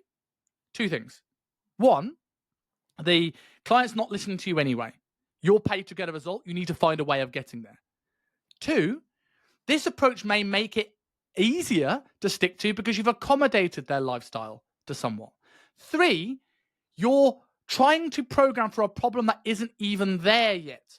So they might not value hunger right now because they value, maybe because they're overweight, they don't feel confident in themselves. They go out trying to make friends and socializing, and that's why they're drinking. So how about we make that work? And then they lose a little weight, they get a bit of a buy, and like, oh God, this is fucking good, isn't it? And then 4 weeks down the line, they're like, Lewis, I'm getting a bit hungry. What can I do? It's like, well, the only thing we really could do is kind of get some calories back from the weekend. Are you open to the idea? And now they're like, yes. I call it like the Snickers bar analogy. You want a Snickers bar on your diet? Let's say a Snickers bar is 380 calories. I go, yep, you can absolutely have that, but this is the amount of food you need to take away to make this work. Are you okay with that? Yes. Okay. And you know you're going to be hungry, right? Yes. And you're okay with hungry? And if you do, you're going to have to suck it up. Yep, no problem. Be my guest. But if you go, the client goes, fucking hell, that ain't worth it. That much food for a Snickers bar. Fuck that shit. You've not told them not to have it. So I think the first thing I want to add there is like, optimal's a balance between what you know is best for the client and what is good for the client right then to get moving. You're a people mover, as you said. And sometimes that means moving back, pushing back on your morals slightly to slingshot them forward. The second thing, before I get your takes on these two things, is also that communication. We've talked a lot about questions and the client's answers, but tone, body language often says more about where the client's at than the words they say. So I'm going to ask quite a bad question here that I actually do ask, and you've given a better answer for it. Like, what do you feel is unachievable? But I will always ask in my kickoff calls, I'll run through the goals, or I'll run through the diet, or run through the training, and I'll be like, do you feel like this is something you should do? Which is a closed question. But I'm waiting for one of two things to happen. I'm either going to go, let's say it's a goal setting thing. Steve, we set this goal. Based off this, you're going to need to hit about 70 kilos. It's going to take about 24 weeks. I'm going to need to lose about 0.7 per week. How does that sound to you? Does this sound like something you can do? I'm looking for either, hell yeah, is that, oh my God, I can do it then? Awesome. Take a picture of the goal setting thing, set the plan, off we go. Or I'm waiting for, yeah. I'm like, what makes you hesitant? Oh, well, I thought it'd be a bit quicker. And I'm like, okay, we could go for 1.5% drop per week, which means we could do it in 12 weeks, but you would need to do X, Y, and Z. You couldn't really go out for dinners. You're probably going to have to do about 15,000 steps a day. You need to kind of stick to a meal plan because we haven't got any margin for error. Are you open for that? And if he goes, yeah, then even though you know he probably can't, he's probably just like a bit of ego and bravado, we set that target and then we just monitor it, see how his symptoms are, dropping refeeds and pit stops when he needs to. He's the hero of the story. Or he goes, oh, I've got my brother's birthday next week, and then it's my wedding anniversary, and I'm off to Ibiza with the boys. I'm like, okay, well, how about we set that 1% now, and when we can touch base on this again when those things have calmed down. Oh, that sounds great. We've now got this client excited for a goal that they originally weren't excited about because we've managed expectations. So I suppose I've had a question based off that is like, what's your take on what is optimal, like the body language communication and how to set good expectations? I know that's 3 in 1, but yeah, what's your thoughts? I really should have been, again, I should have been taking notes throughout the entire thing. So what I'm trying to do as a coach when I'm working with somebody, and again, if I had my coaching business, Body and Brain, back now with the types of clients that I worked with, something that I used to say regularly to people is, you're here for weight loss, I get that, and obviously we need to get some weight off you. And when I say the word need, before anybody comes fucking sharpening the pitchforks and lighting the torch, my clients, most of them needed to get weight off for health reasons. It wasn't, I need to drive you for weight loss. It was, look, we're pre-type 2 diabetic, mate. We need to really get this fucking thing moving. So that's when I say need. I used to say to them, however, on this expectation management piece, if we get to the end of us working together, whether that is 6, 9, 12, 18 months down the line, and you've not lost a single pound, but you now feel like you are fully self-aware and have full autonomy over your own decisions, that's good enough for me. Now, we want the weight loss as well. We want that. And I think what a lot of coaches aren't good at, and what a lot of people aren't good at, is people make rash decisions based on how they feel there and then. So around this optimal thing and around this, are you willing to give up the alcohol thing and whatever. And we as coaches try and make the decisions for them, but we've already covered that. That's not always the best way to go about things. What my stance is we need to empower our clients to think and act for themselves, but we do need to highlight the positives and negatives of each decision and then let them pick. And if they say, so this idea of drinking at the weekend, I've got a client now, a coach now, who we spoke about this on a call recently. When we talk about health, and this is something that a lot of coaches don't know, there are 7 facets to health, not just physical, mental, here we go, you're testing me, spiritual, emotional, financial, occupational, and there's one more that I can't remember off the top of my head. Right? If you're looking at overall health. So the healthiest thing, this is a conversation that we had in the group recently, for this coach is to go out and have 5 pints of Guinness on a Sunday with his 5 best mates. They've done it forever. Him going out and getting the human connection, which benefits his mental health, his spiritual health, his whatever, is actually better for him overall. And this is where people are like, oh, but it's not conducive to weight loss. Are you a health coach or are you a weight loss coach? If you are a weight loss coach, sometimes some of the things that you will have to get your clients to do and some of the things that they will have to do won't actually benefit other areas of health. They are going to have to sacrifice some values for the end result. But if you are like, I'm here to help you be healthier, and what you really mean is, I'm here to help you weigh less, they're 2 completely different fucking things. So the point being, you as a coach should highlight these areas to your clients, the positives and negatives of each, and let them choose. And if they say, actually, Simon, I'm not willing to give up that Sunday with the lads, then you go on the expectation management piece. Okay, well, whenever you're setting a goal, and this is something that I get my coaches to do with their clients, the first thing you decide, the first thing that you figure out is the goal. What is the end dream ideal outcome at the end? After you've got the outcome, then encourage your client to put what they think is a realistic time frame on it. So goal first, then time frame. Then you as the coach need to go just like the point that you've just made. Okay, to get this in this time zone, in this time frame, this is what you've got to do.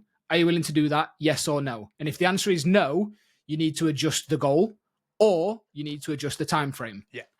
It's not saying you can never have it, but sometimes what they're not willing to not do might mean that they will never get that. If they want to get to 6% body fat and they want to go out on a bender every Friday night, there's a chance that they might never get there. But what we need to do as coaches is highlight that to them and say, okay, these are the positives and negatives. And there's a tool that I use inside the Amplify. It's again, if anybody wants to grab it, it's quote unquote lead magnet. It's in the free group. It's the Grow model. And we know it's taken a few different things. So there's a book, what's it called? There's a guy called, I think it's John Richardson, who talks about coaching, and it's building on something that he's used before. So his is GROW, mine's GROW. So it takes obstacles into account as well. There's research out there that says if your client has two things to pick between, again, I don't want to butcher the stats, but I'm going to use like 50%, right? If your client has two options to pick between, the likelihood of them sticking to the option that they pick is, let's say, 50%. Adding a third option increases the likelihood of them sticking to the option that they pick by 25%. Now, this is not exponential, obviously. You can't give them 7 options and it means that they're 100%. I was about to say there as well. Have you seen the marshmallow experiment? No. Marshmallow experiment is brilliant. So they went round. Was this about the kids? No, not that one. So they go round. No, sorry, it wasn't marshmallow. It's jelly beans. It's jelly bean experiment. Right. And they go round to a bunch of people, and 2 people got to give you have a choice of 2 or 3 different jelly bean flavors, and the other people got 20 jelly bean flavors.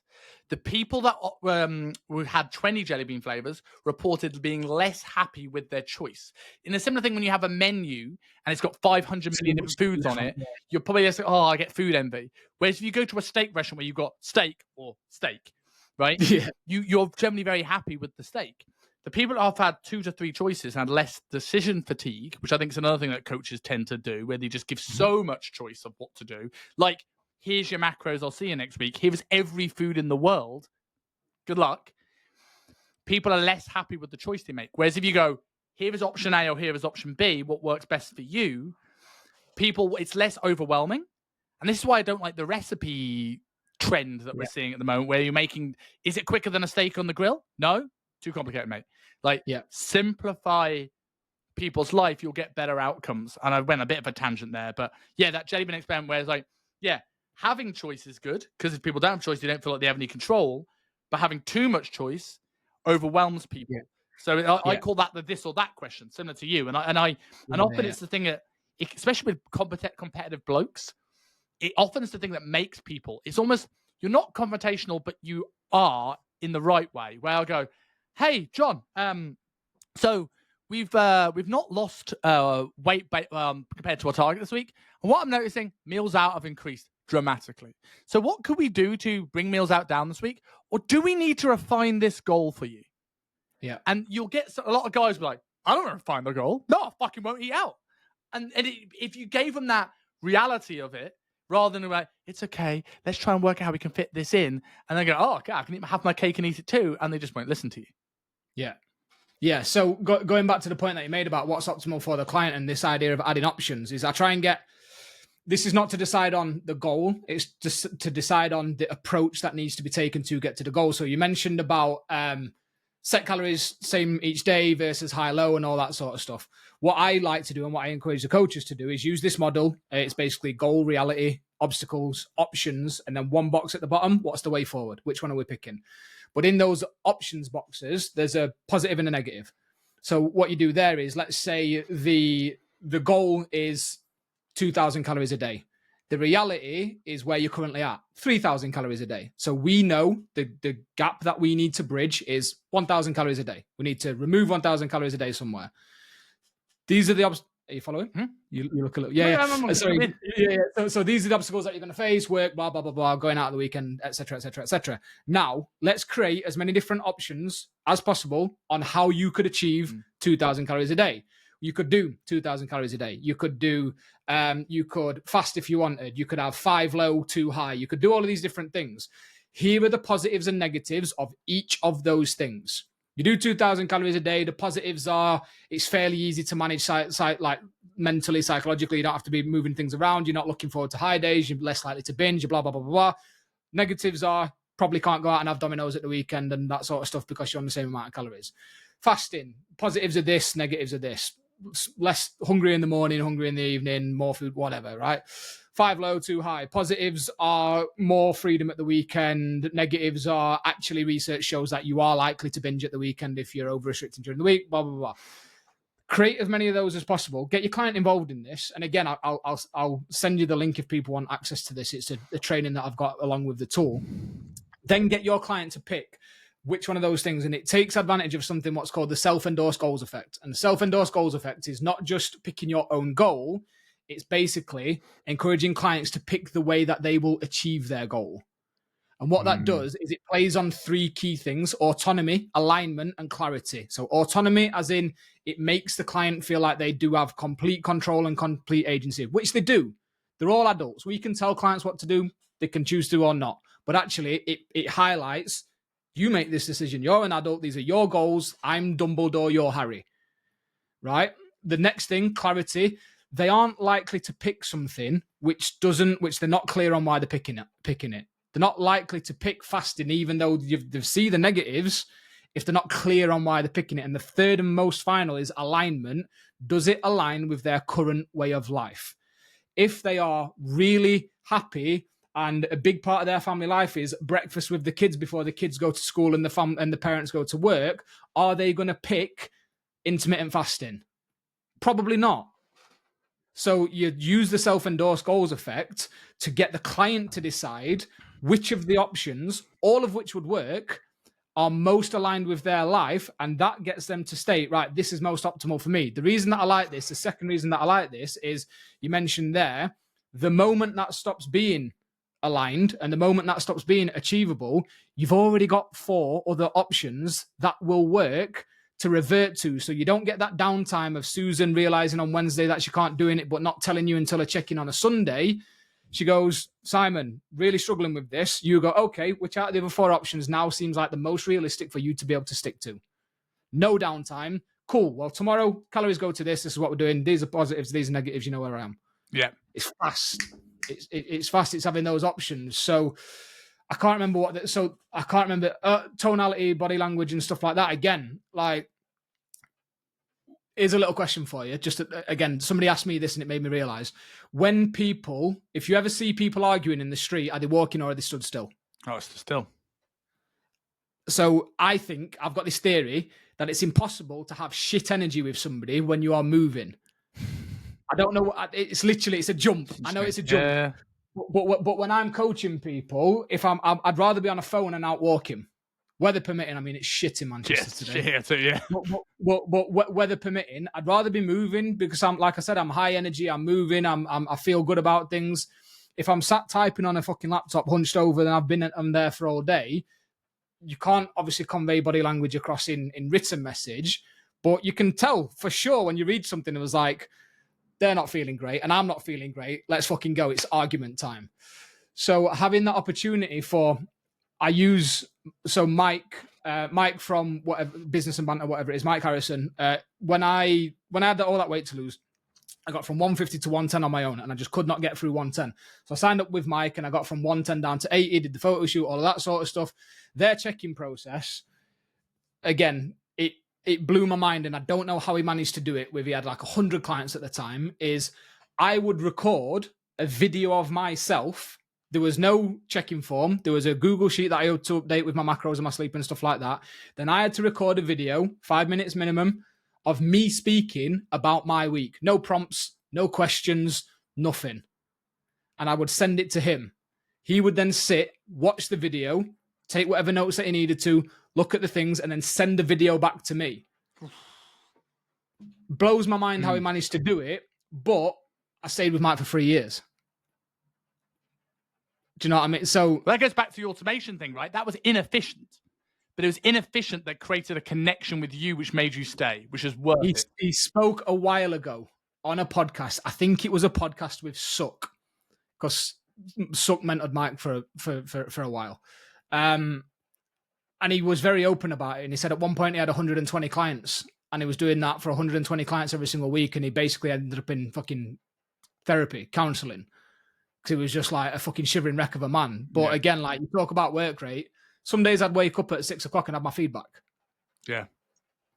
Like, so I know that's a little bit of a off topic there, but about how do you pick up on clients' tonality, inflection, body language, stuff like that? Well, you can't if you're just doing check-in form and written feedback or Loom feedback or stuff like that. If you've not got, and when I talk about calls, I don't mean like a structured monthly call, like you said.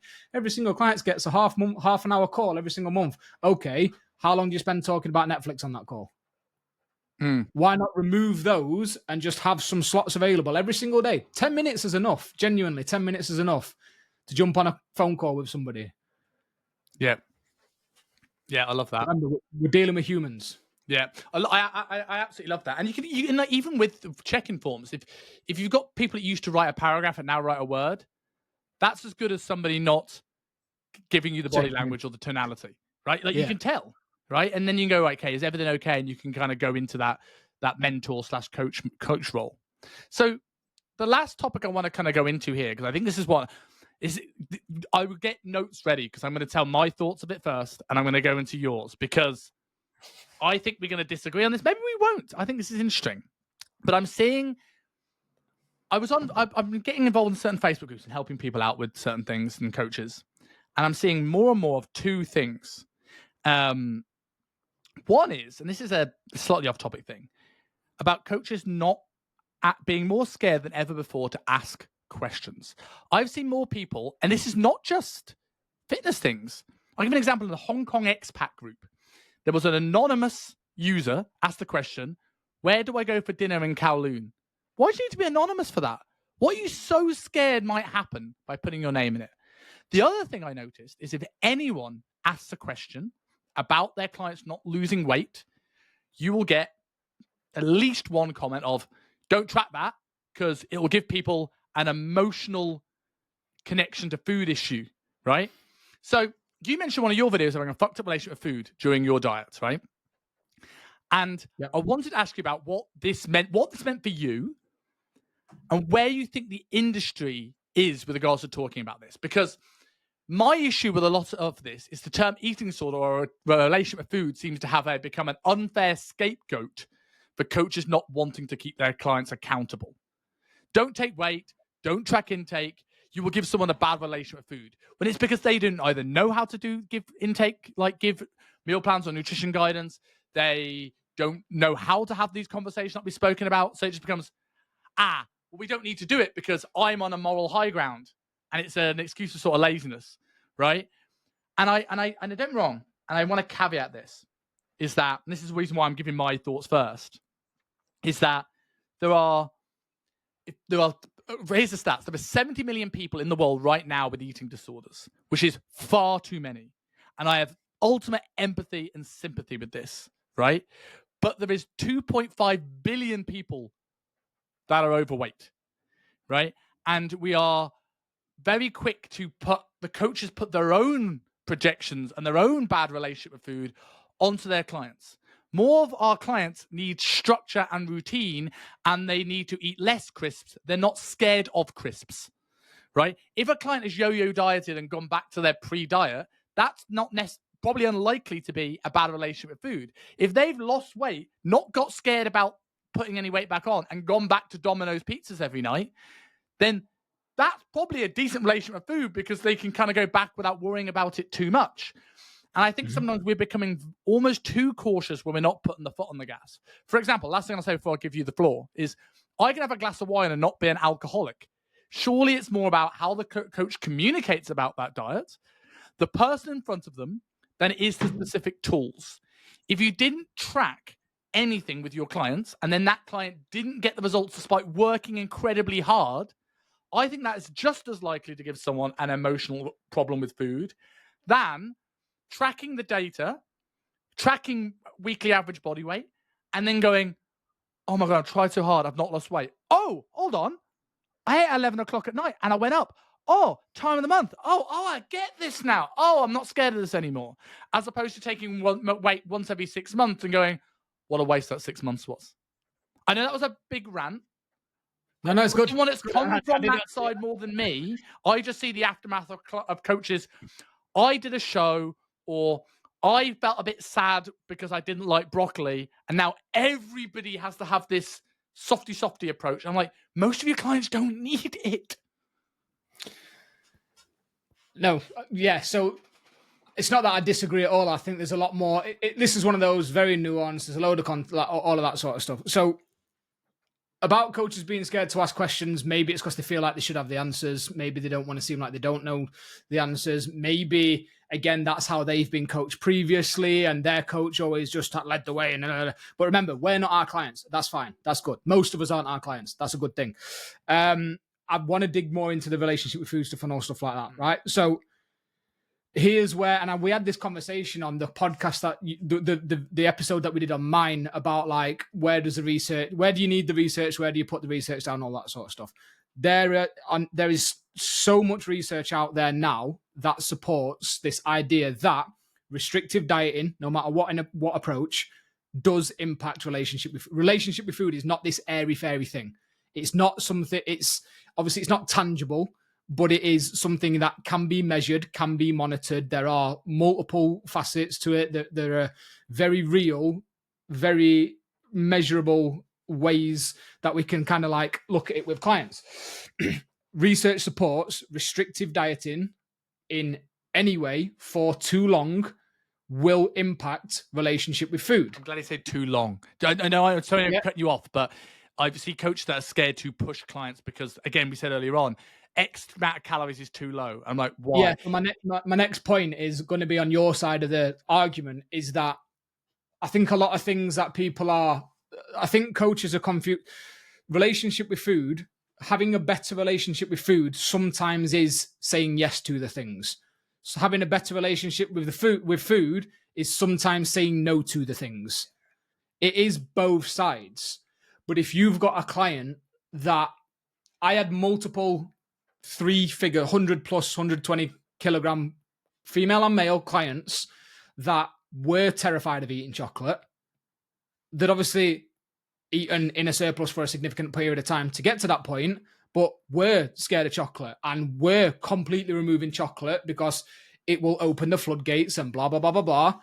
And that's fine. But I also had people, like you said, that needed to eat less of the things. They weren't scared of it. And I think the thing that a lot of coaches, I think the reason why coaches tiptoe around this area, and also my observation is bury their head in the sand about it, is because they don't fucking get it.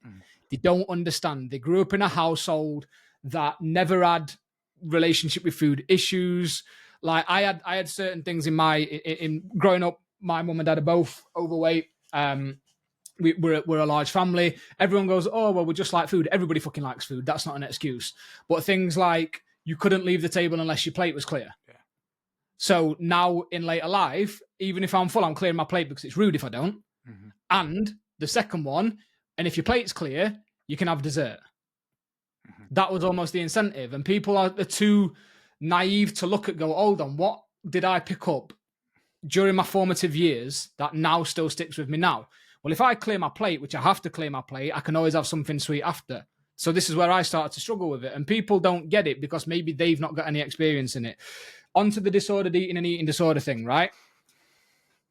Disordered eating and eating disorders are two completely separate things. Yes. Eating disorders, DSM-5, diagnosed mental illness. Disordered eating, things like, and I made notes on this. Think of it as mental health versus mental illness. You are, as a coach, well entitled to work with people with disordered eating. As soon as somebody has an eating disorder, you are no longer qualified and no longer insured. They need a psychotherapist. So you as a coach, all coaches, 1 minute, where is this fucking thing? You as a coach, all coaches should know the difference. You should be able to identify an eating disorder, because if you are claiming that you can help your clients beat binge eating by dieting, you're a fucking cunt. And you also need to understand what's the definition of binge eating, because a lot of clients will use the word "I had a binge," and what they meant is I ate a chocolate cake. You know, like it's not the same as someone who's having a true binge eating disorder. Like that clarification needs to be very clear in people's minds. So this is the thing that I wrote. And again, this is on one of my walks where my fucking brain's firing. Just wrote this about it because it is something that I get asked about a lot, having been on the receiving end of it. And again, knowing the research and supporting clients with it when I was coaching and stuff like that. So it's not disordered eating to look after yourself. Correct. It is not. It is disordered if you're only living that way because the thought of anything else causes you stress or anxiety. If your behavior is driven by negative thoughts and emotions, that's disordered eating. It's the intention behind it, not the actual action. If you would genuinely prefer a salad over a pizza or a burger when eating out, sick. Live life on your terms. If you're only ordering the salad purely because you can't factor in the burger or the pizza would have to be accounted for, and the thought of those things send you into a spin, and if you're ordering the salad, even though you would really prefer the burger, but it's just not worth it, that's the disordered approach to it. And this is what people don't understand. Like most things, it's the underlying driving emotion that matters, not the actual behavior. Do you think there is also an element of what is the goal and why the goal is important? Because, for example, here, right, we can make the argument there that if they're ordering the salad instead of the burger because it's not worth it, that is disordered eating. In my mind, that is only disordered eating if that has become your generic, usual way of functioning. If there is not a goal in place and it's just random night on November and you're doing that, that is not a healthy relationship with food.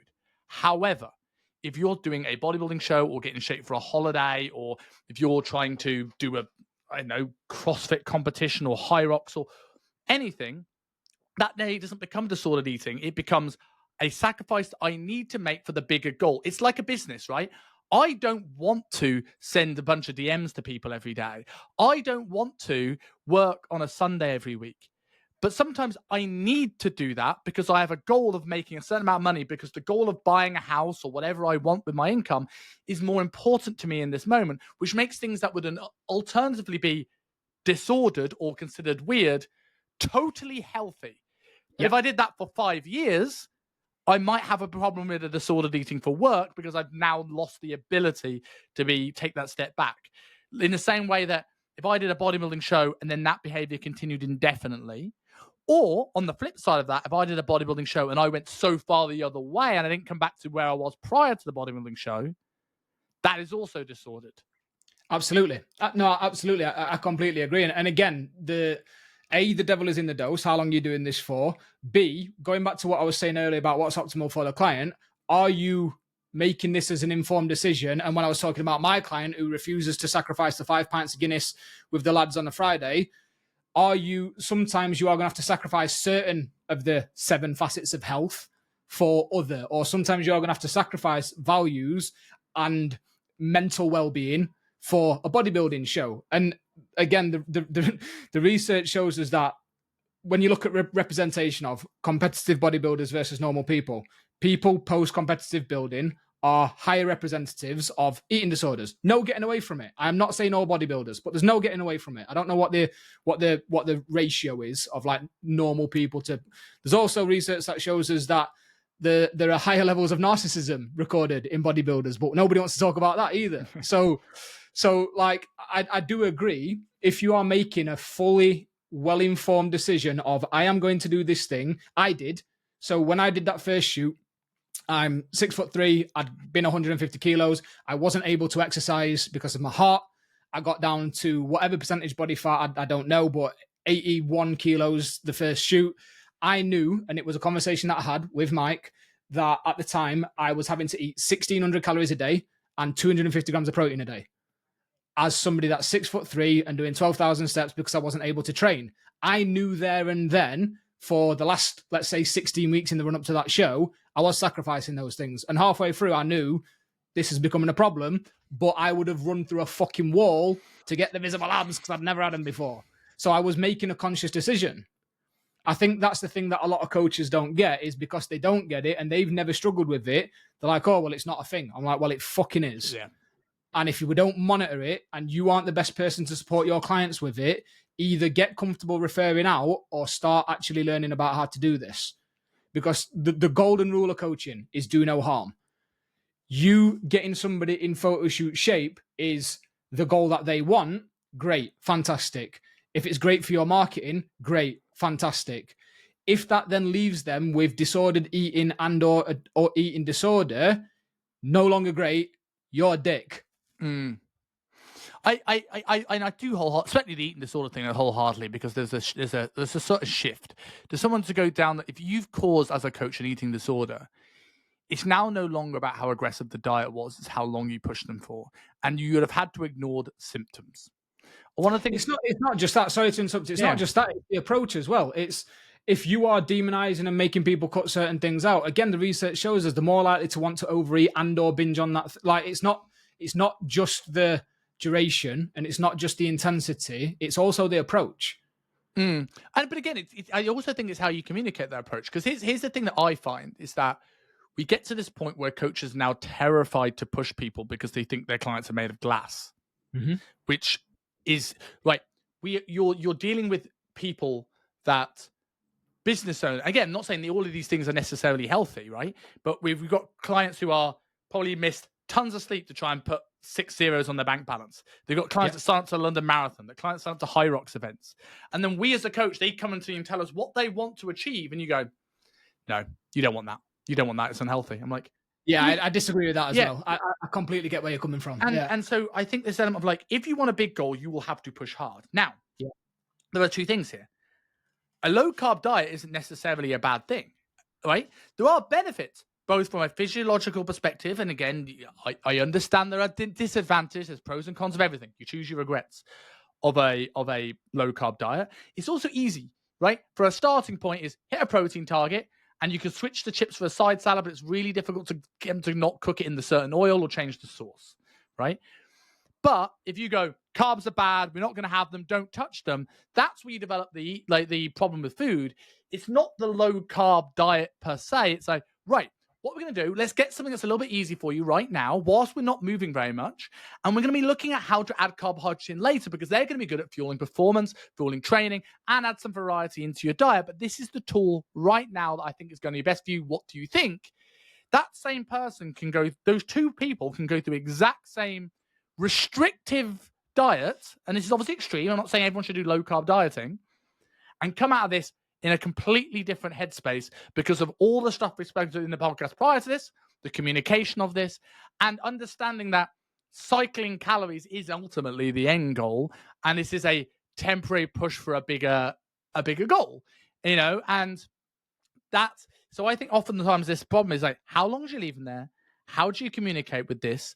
And also, by not pushing someone to their goal when they need it, could also create an emotional problem with food, because people start feeling like a failure and they go into emotional keeping habits. Yeah, and that's where, again, people are... Before I'd worked with Mike, I tried multiple fucking ways of getting my shit together, and been left feeling like I was the issue. Yeah. Like, it was me. I'm there's no way I can lose the weight. I'm the problem. My discipline, my fucking willpower, because that's what I've been taught. So you are 100% right, but you just nailed it there. And like when I read that note out that I'd written, it's the intention behind it. It's not the action. It's the intention. It's is this a well-informed decision? Have you weighed up pros and cons of both sides? If you have, and you're making the decision and the client agrees, then completely up for that. If you as the coach looks at a client and goes, this is what you're going to do, and I'm not telling you why without any context or explanation behind it, you have to be aware that that could be, not always, but that could be contributing to some problems further down the line. Have you ever seen the, I can't remember, there's a word missing out of this, but basically the obesity map. They did a set of research in like 2017, I think. The government now use it. It's fucking fascinating. I wish I could pull it up and show you now, but I don't know how to do that on this software. And basically, it's this big fucking complicated. It's wild. If you remind, I will send it to you. Maybe even put it in the notes. It blew my mind. And basically, in the middle, there's like maybe 7 or 8 boxes. And what this map does is it takes into account every single contributing factor to why somebody could be obese.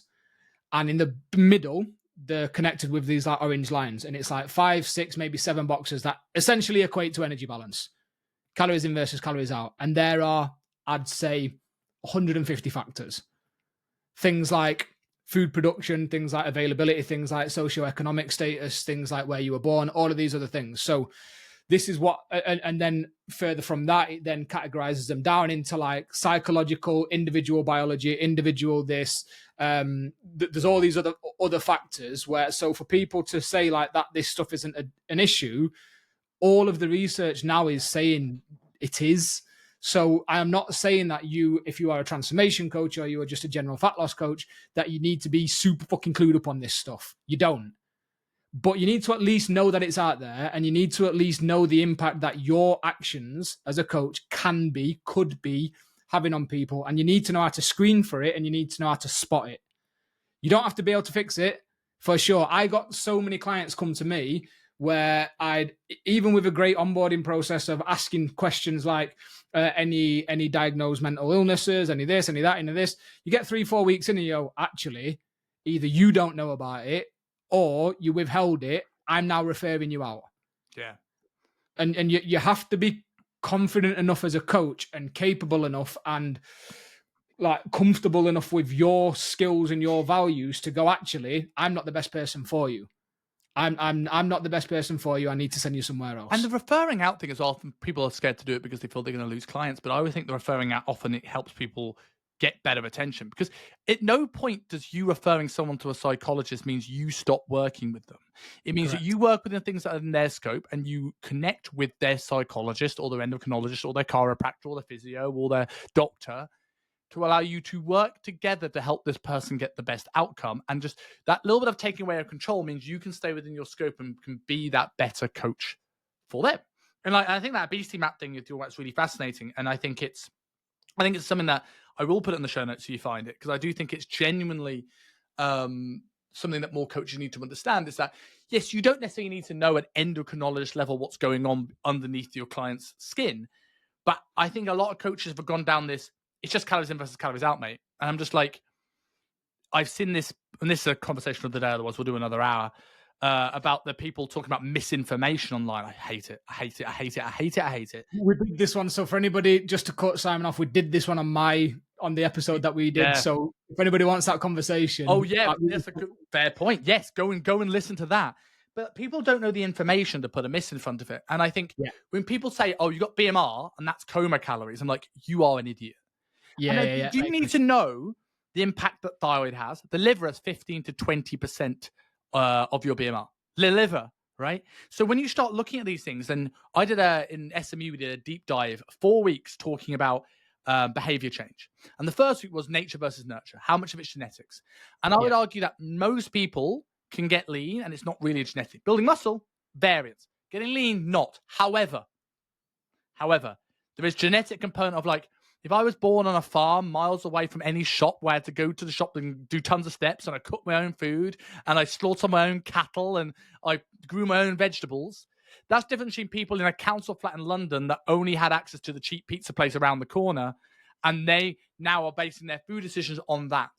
This is like, and not only that, is like, as a coach, you may not need to know about the liver, but appreciating this, under this calories in versus calories out, there's this complex tapestry of stuff that goes on. And your job is to understand it more and more as you go through your career and invest and learn. You don't need to know it all to help people, but like little things like, hey, if you think about someone over the age of like 40, how many mercury fillings do you have? How much like tin food do you tend to eat? What's your stress like? What's your sleep like? And now toxicity is an interesting topic, and without going into that, but it's a great parallel, is that, do people overblow toxins online and say, and people slam and go, no, the research on this toxin is that it's completely safe? Sure. What the research doesn't show, because when you're looking at research, is I'm looking at this specific thing, and I'm saying if this specific thing has a problem in the humans we tested this specific thing on. Not, you've got mold in your flat, you've got 8 or 9 mercury fillings, you eat tin tuna every single day, you live next to a factory, you've got things sprayed on, you've got your face creams. If you think toxicity doesn't have an impact on our health, you're missing the point. Yeah. But at the same time, if you're this coach who goes, never have any plastics, change house, move to the countryside, grow your own vegetables, the stress that places on someone actually does more harm than the toxins in the first place. So it's like, understanding it's complicated, appreciating it's complicated and being able to communicate what is the first step and being able to ask this so you can keep an eye on this stuff in the background without it ever being your client's concern is the power of a coach. And this brings us back to the first question we asked right back at the start of this show when you asked about, I don't think coaches necessarily need more knowledge. I think sometimes that my argument of more knowledge allows you to be the better communicator, because when I know this stuff's all going on, you don't need to know it, Susan.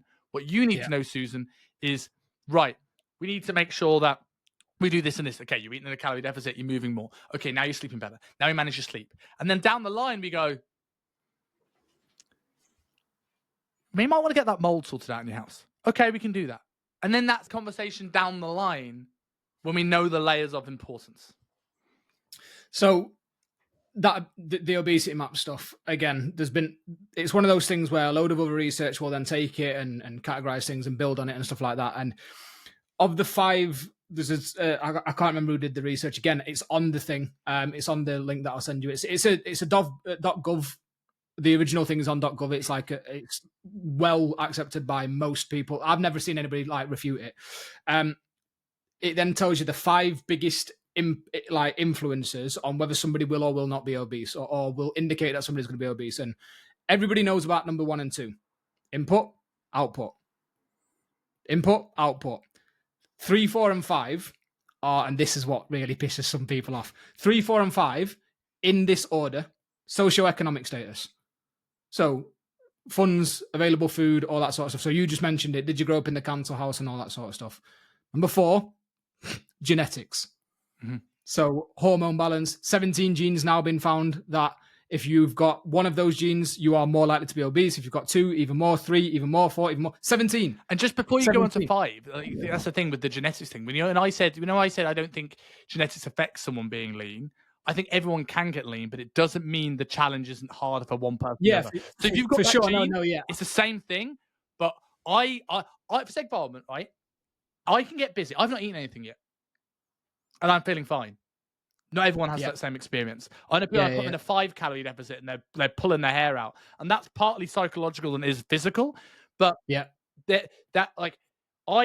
if you're someone that's prone to that, I need to play around with food volume. I need to know strategies. I need to know ways of managing that, because it's a different dieting experience for you than it would be for me. Yeah. To be fair, I wasn't making the point to I know you weren't. refute. Yeah. So number 5, literally where you're born. Literally, not just in the world, where you are born. And the thing that you just made there, actually, the research shows if you're born in rural areas, you are more likely to be obese. Not less likely, because not everybody in a rural area works on a farm. Mm-hmm. Most people in rural areas are having to drive to go to the shop. Yes. And having to drive here and drive there.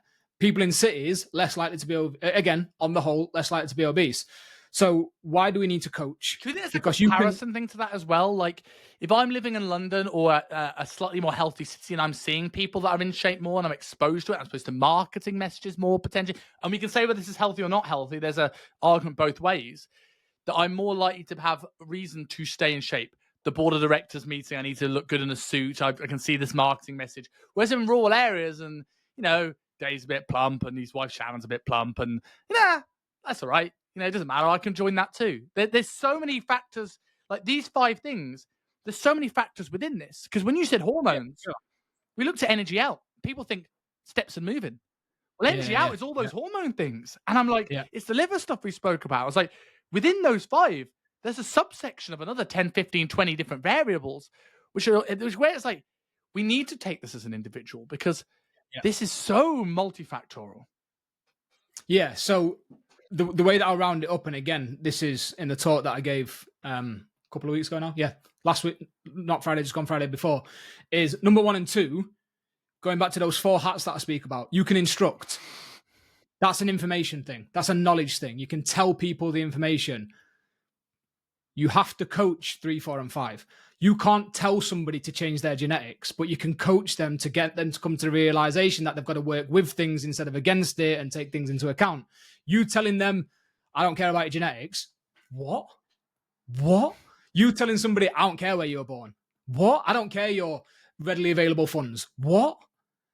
That's why we need to coach. And that's, again, why coaches do need to get better at asking questions. Because number 1 and 2, for, I don't know, and I'm not going to pluck a number out of my arse, for a percentage of your clients, for a percentage of the population, telling people what to do for energy in and energy out will get the result.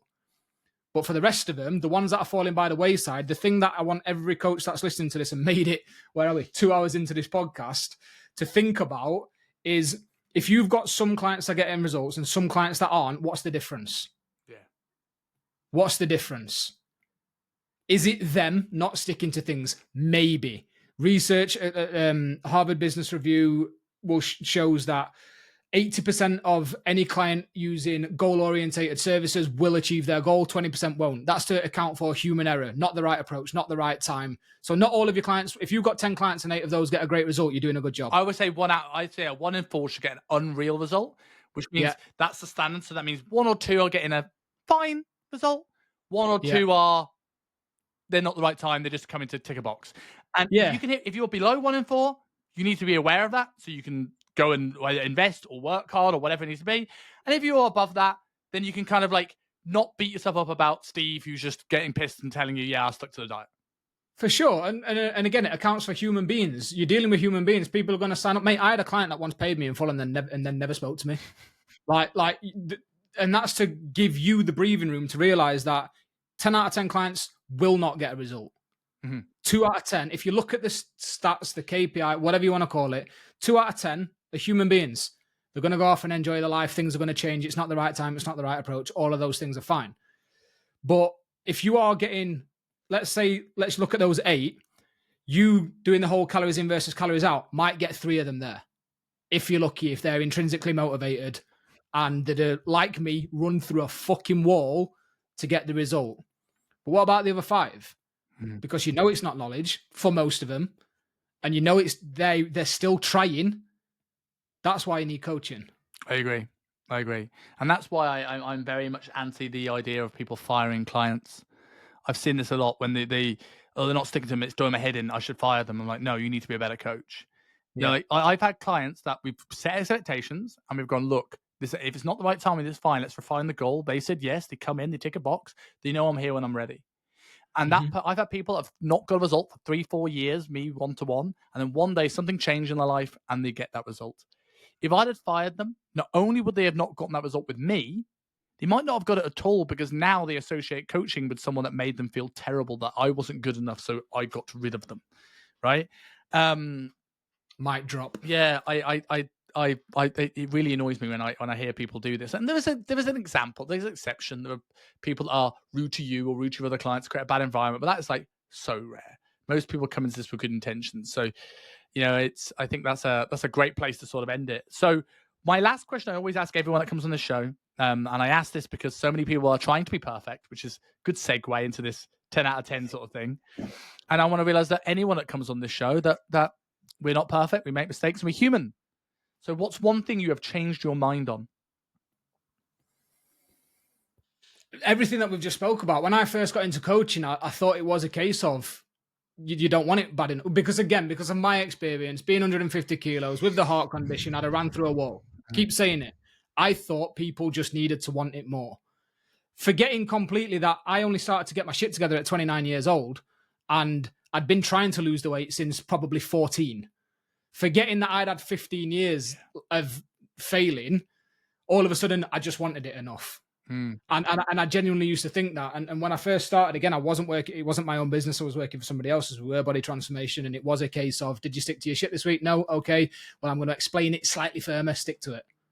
Yeah. And because we were getting 3 out of 10 results, 4 out of 10 results, it must have been the other 5, the other 6 that didn't want it bad enough. They weren't sticking to it. It's not the right time. It's all of those things that I just mentioned. And it was that's the thing that I've changed my mind on. And it was, when I speak about what coaching is and isn't, that's not my opinion. That's definition by, again, all of the federations that I mentioned earlier.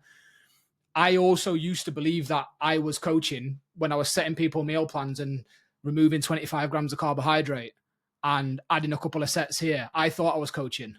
So the thing that I've changed my mind on is literally the mission that I'm on now. It's what coaching actually is and what your clients need. Love that. Because if it just comes down to instructions and information, like we mentioned about the apps, if it just comes down to the information that you have, soon, not immediately, ChatGPT will be better at that than you. Yeah. So it can't just be that. Yeah, I couldn't agree more with that. One point that I forgot about there, and on the previous point, I will say you and leave you with, because you'll think about it on the sort of knowledge thing. If you can't improve your knowledge, help 3, 4, and 5. Here's a way I think it can, especially if you ask good questions. You have to have this communication bit first, otherwise this becomes pointless, right? But let's say somebody is emotional eating in the evening, or their lack of sleep affects these things. Understanding more of the complex natures around some of these topics means that what could I do to necessarily support that person to make this easier? So understanding what is in certain foods that could drive a dopamine response, so they're less likely to get it through their phone or pornography or gambling or social media or gaming, means they might feel better to make better decisions. Supplementing with something like theanine, which is a precursor to GABA, could help someone calm their nervous system down. Like, people look at knowledge going, let's learn about how much training volume there is, or let's look at what thyroid does. Cool. But how can we use this knowledge to find ways without actually doing anything that the client needs to create more willpower or discipline to do? Supplement a bit of theanine in the evening to have this knock-on effect on all these actions. And if you've never needed to coach an action, and it's like, I see people going, supplements are pointless. It's just it's the top 1%. You don't need them except creatine, because that's done loads of research on it. And I'm like, yeah, it's the safest. But if I can give you something that calms your nervous system down, that makes you wake in the morning feeling a little bit better about yourself, and that makes you make better decisions, I've now given you a supplement that has this knock-on effect on all things I actually wanted you to do, but I knew would be too difficult to get you do. Just something to leave you with. But yeah, no, you are 100% right. And even the socioeconomic status one, again, having the knowledge and the experience of how can I help this client eat better with less readily available funds and stuff like that. For sure, the knowledge will help. You telling somebody just to do this thing isn't the solution. Exactly that. I think as you said quite rightly, and this is the reason why people like you are so valuable, is like, knowledge. The more knowledge you have will always be better. But if you can't articulate that knowledge, if you can't communicate it, if you can't make it valuable to your clients, if you can't find out what problem you even need to solve, then it's a lot of knowledge and very little application. And at the end of the day, we're here to get people results. And that's why client adherence is very much a big part of what I do, and obviously is what you do. So for people that want to learn more about this, tell us a bit more where to find Lewis Potts and about what they can get from you. Absolutely. So I am on Instagram at Lewis Potts Official. I'm in a weird transitionary phase at the minute. So the adherence amplifier, as it was done in intakes, is no longer in existence. However, I have got something coming. It is more aligned with almost like I think the way that you do things, of like people can join whenever, and it's, again, it is guided, but it's not all done live. And yeah, I'll give a lot more detail about that. It will be launching on Black Friday. That's all people need to know. So hopefully if this comes out soon, keep an eye on it. I have got a free community on School, which is, I'm really proud of. I only launched it this week. There's like 90 odd coaches in there already. It isn't just about being a better coach. It is also about creating a community of good online coaches. Because one of the things that I see people always struggle with is, I'm an online coach. It is very lonely. And my echo chamber is telling me all these things that we spoke about today. Where do I connect with other people? Where do I collaborate with other people? Where do I find other people to learn from and stuff like that? So there is that as well. That is the coaching code on School, I think, but I will send you the link to it. You can drop it below. People join it. I am going to be dropping a load of value in it. I will obviously use it around Black Friday to let people know what I'm doing moving forwards. I'm not going to be one of those people that's like, it's just a free community. We're all coaches. We know the game. People in that community will get early access and a heavy discount. It is what it is. But if you want to join it and you want to get a lot of value from it, that's where you can find more about me. And also the Coaching Code podcast, which I need to record season 2 of. I do it kind of different to you, as you know. I'll do like 8 episodes at once, drop them all at once, and let people binge it, because that's how I like to consume my podcasts. Fair enough. So awesome. Yeah, so definitely stay tuned for that, mate. It's been an absolute pleasure as always. I've loved this. I can't believe we've done 2 hours. I've really enjoyed it, mate. Thank you very much for having me. I'm very happy to go 2 hours.